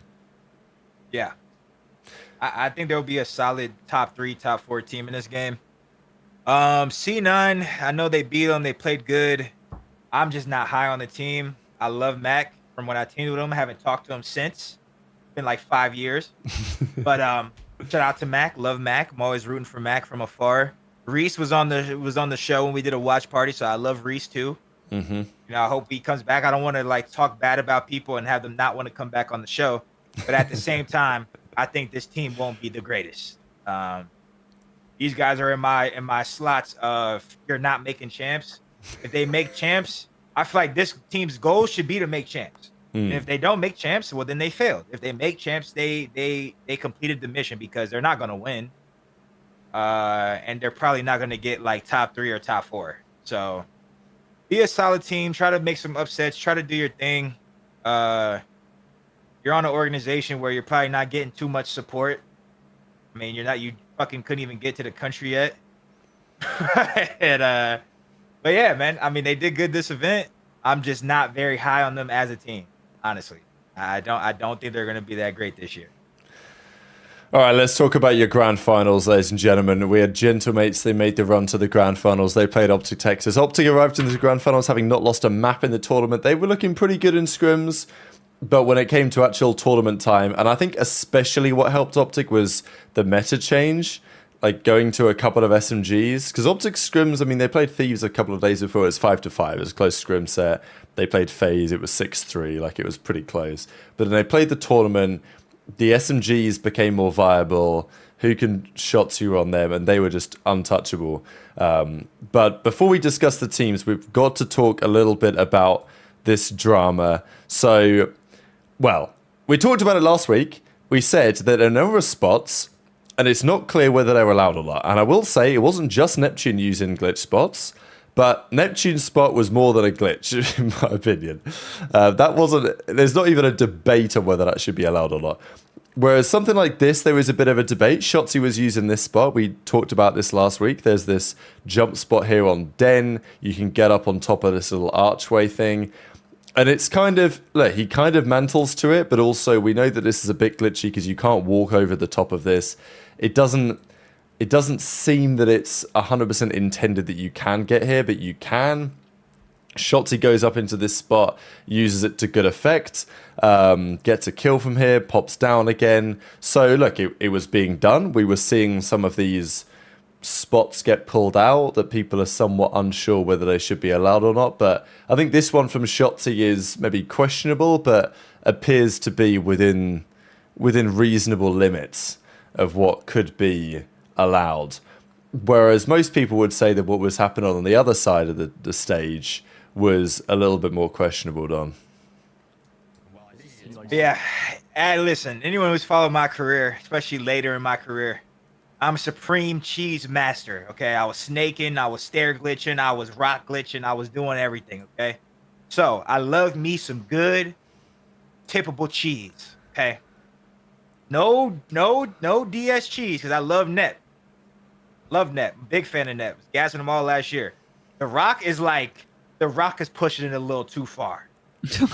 Okay, just a little too far. I mean, I think they should just take the Rock out. The Rock is definitely pushing it a little too far to where you're damn near cheating at that point. Whereas like Ant is just abusing the map. You know what I'm saying? I feel like it's different. Like, I don't know if that's like the best explanation, but like I feel like it's obvious. Like if you're inside of a rock looking through shit and they can't see you, then that's just pure like look at this shit. Like that's just pure supreme cheese. Yo, Don, you played World at War back in the day, right? Nah, that's before my time, brother. Wow.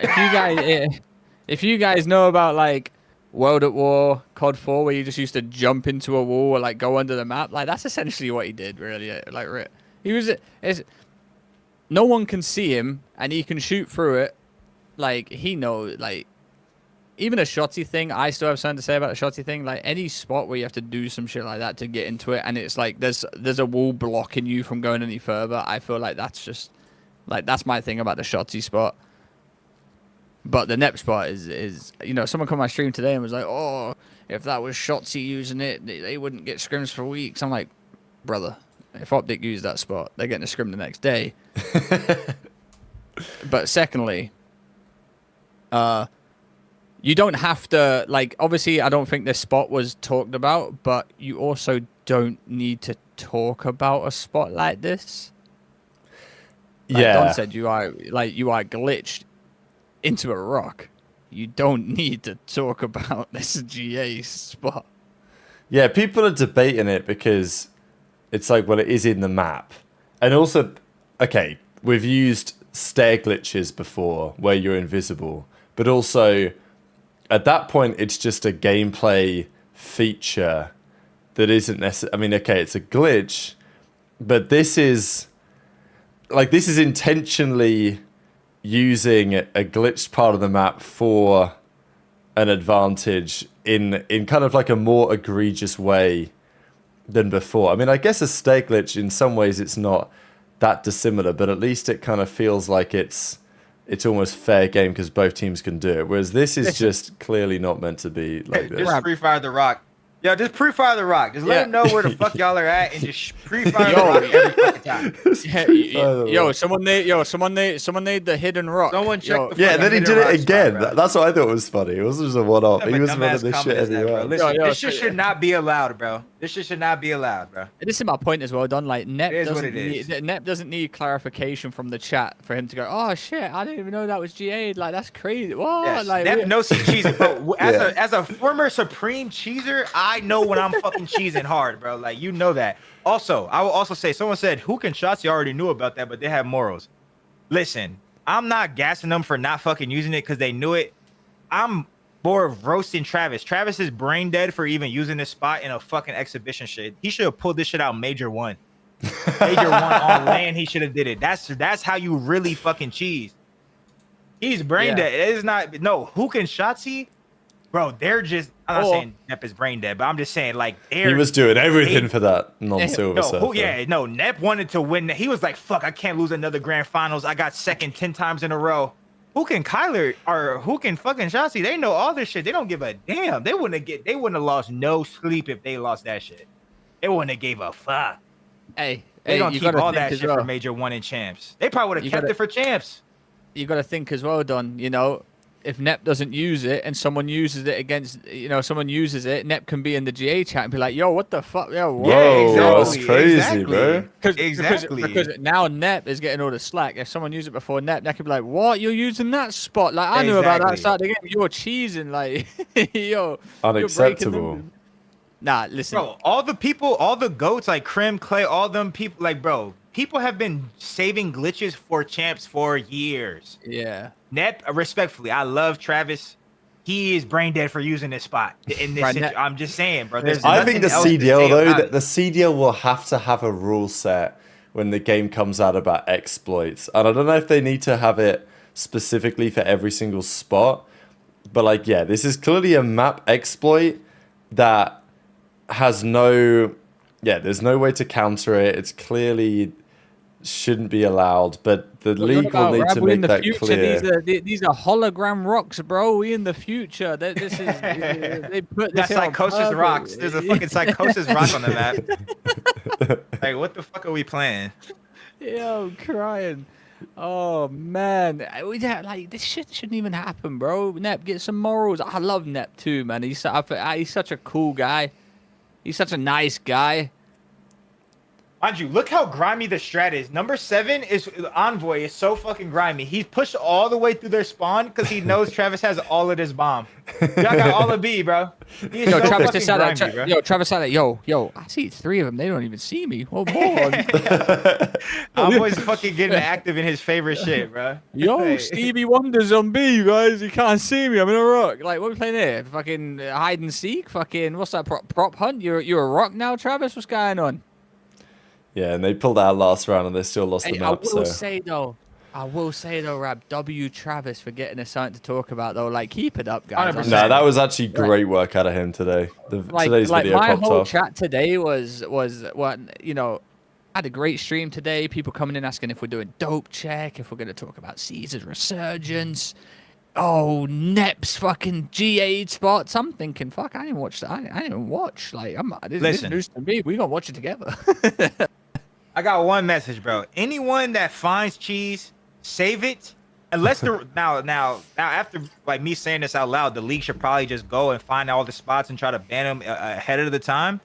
But imagine you save this for a major one. You would have put them in a situation to where they're not gonna forfeit you for it.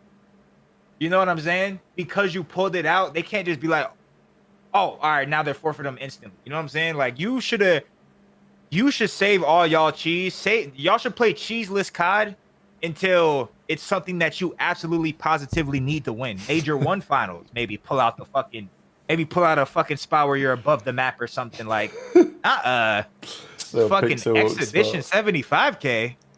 But like I said, like Trey said, shout out to Nep for giving us the content. But because it's perfect, you know, it's against OpTic.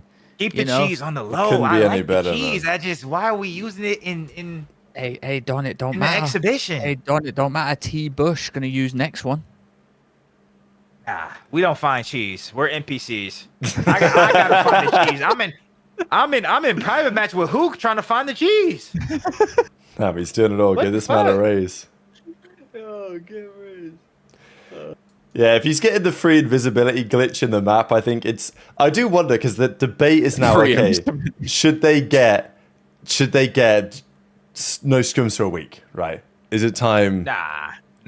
You can't do that. Well, I think at this point, it's not been clearly defined what is or is not GA'd. There's certainly the pros will have to figure out what spots they're gonna consider allowing or not. I mean, this is pretty cheese, right? So Envoy drops the smoke, and because he's on the stairs, the smoke doesn't kind of work properly around him. So he kind of gets like a stair glitch one way here, which is pretty cheese. Again, what are you going to do about it? Right. I will say, though, he's not using the stairs to win a gunfight. Yeah, yeah. Kind of. Like, he wins his fight, but the stair glitch is primarily for, like, if he's on a long fucking... Like, he's not pre-aimed on the stairs. The guy runs at him. He, like, hip-fire the kill. Like, yeah, shots, you can't see him, whatever like that. But it's not this... To me, it's not the same as someone, like, laying on the stairs, holding a fucking This is green lane. light, bro. This is green light, bro. I think in future, Shotzi will just see that and not chal it. Bro, Ant respectfully, like, I get what they were trying to do. They were trying to fucking ape that guy because they had a blood and they had numbers, but, like, he did not have to fucking flag this guy by himself. Yeah, I think that's a learning thing. Optional. This was completely optional and avoidable, bro. Like, Envoy stunned. What the fuck do you want him to do? Get stunned and then fly at him? Like, Rickus, what the hell? Rickus, listen, you know I love you. He's not using it to win, like, he's not aiming in there trying to win a gunfight. He's not holding the lane trying to win a gunfight. Shotty just runs at him like a fucking headless chicken. Yeah. He's not holding the lane on the stair head glitch. He's laying down behind the stairs. He can't even see in front of him. Shotzi literally he's run. Not stair glitching it. Laying under a stairs is not a stair glitch, bro. He's literally playing his life and just fucking die. I think this is zero cheese. Yeah, I wonder if Envoy knew. I wonder if Envoy knew that the smokes worked like that on the stairs, though. I think that's the interesting thing. Because, like, he can one-way it because the smoke doesn't render properly with the staircase there. But, like, I don't even know if Envoy intended that. I think he 21 in the stream? I don't think 21 he did, in the stream? Nah, I don't think he did. I think he was just scared, right? I think he was just yeah. 21 in the stream. Just stunned with no trophy. He has no play. A stair glitch to me is someone holding a lane or, like, holding an important part of the map that literally is unkillable in a gunfight. That's a stair glitch to me.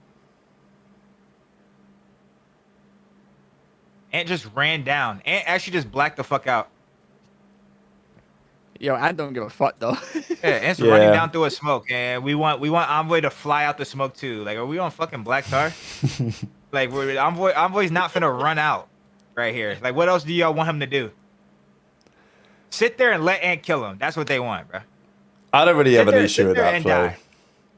He has no other play there, or he's dead. Yeah, I was reading comments this morning. People were like, "Oh my god, lost all respect for Envoy after this." I'm like, bro, what did this guy do? Did I see the same clip? I don't know. He's not even on the stairs. Yeah, I didn't think that was anything crazy. The Neptune one is like, okay, it's a conversation to be had because like you know that that's cheating at that point, but you know that you're going to get away with it because there's no rule.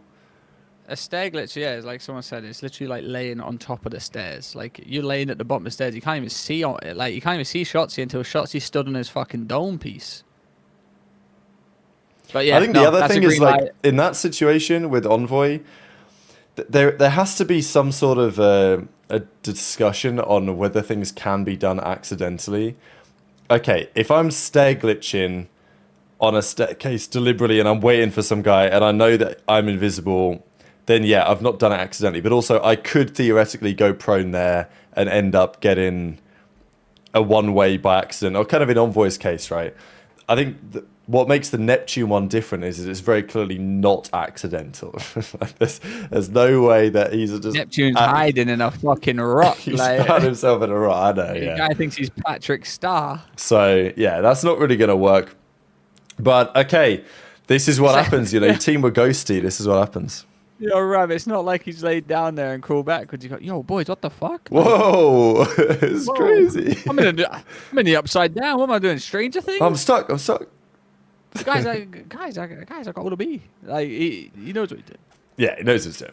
But it doesn't matter because Hook pops a little 1v3. A couple rounds later, they win it in 7 maps. It went the distance. OpTic, they're the champions. I think Gentlemates are pretty good. Like, okay, this is what I will say about Gentlemates. As a team, obviously lots of talent in there, lots of cheese in there.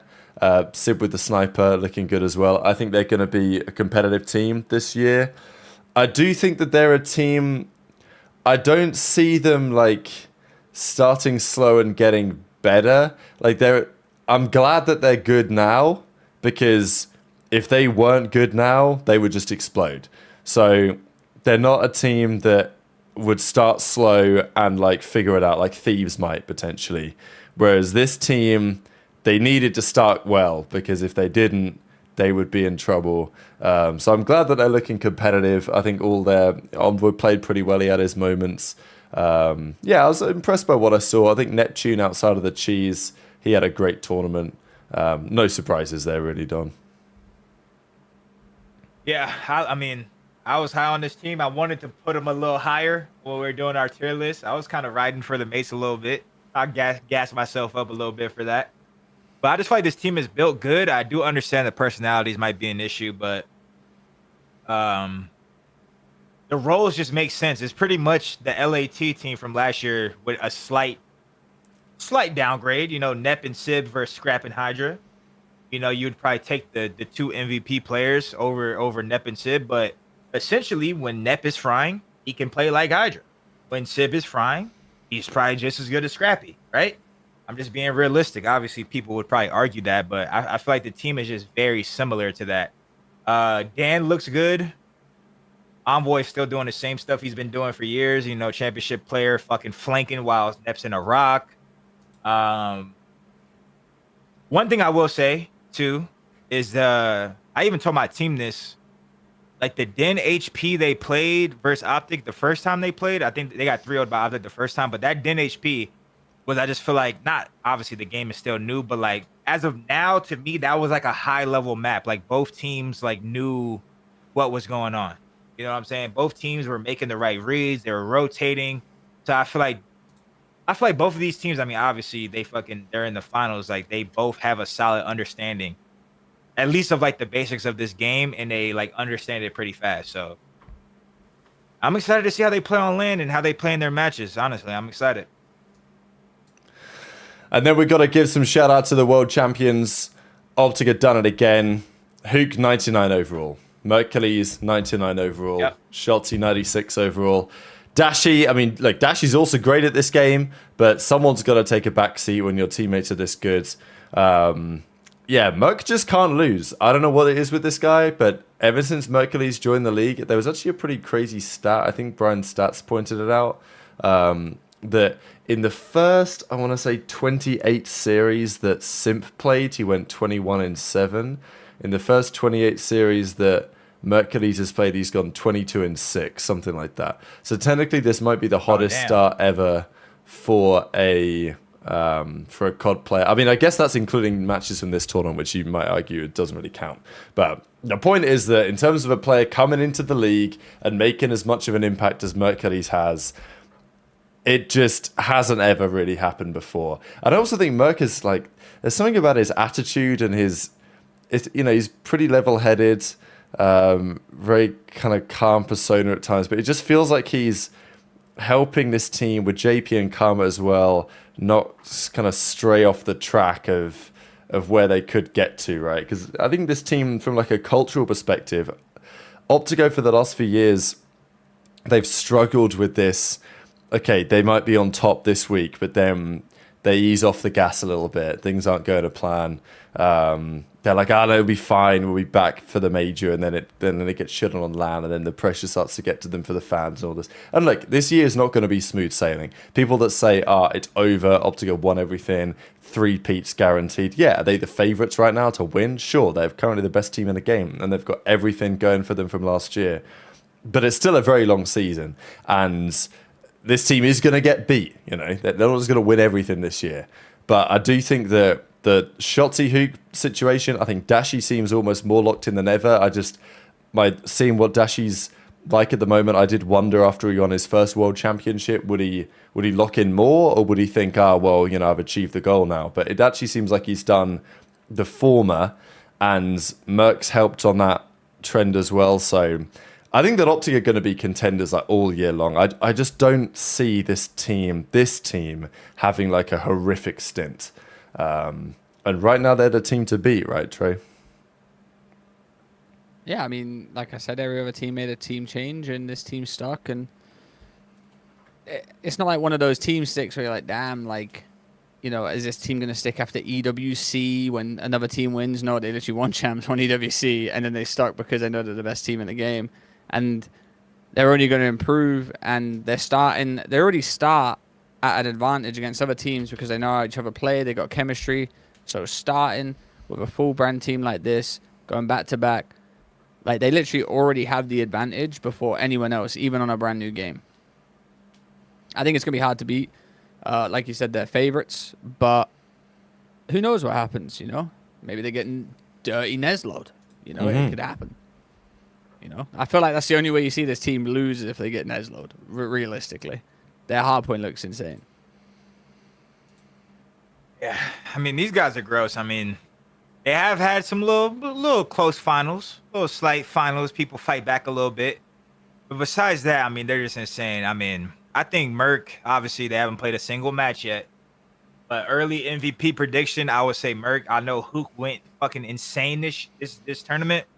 But, like, I just don't I'm actually, like how, Rab just brought it up, like, it's actually kind of unreal that, like, Simp Start got beaten.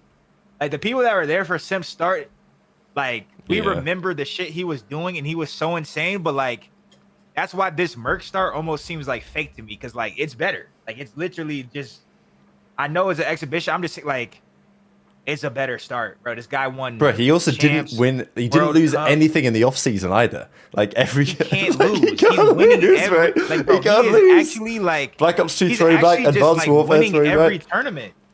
Bro, he is winning everything he plays. Like, now Hook does, as RK9 said, Hook has a harder role, 100%. Hook has a harder role.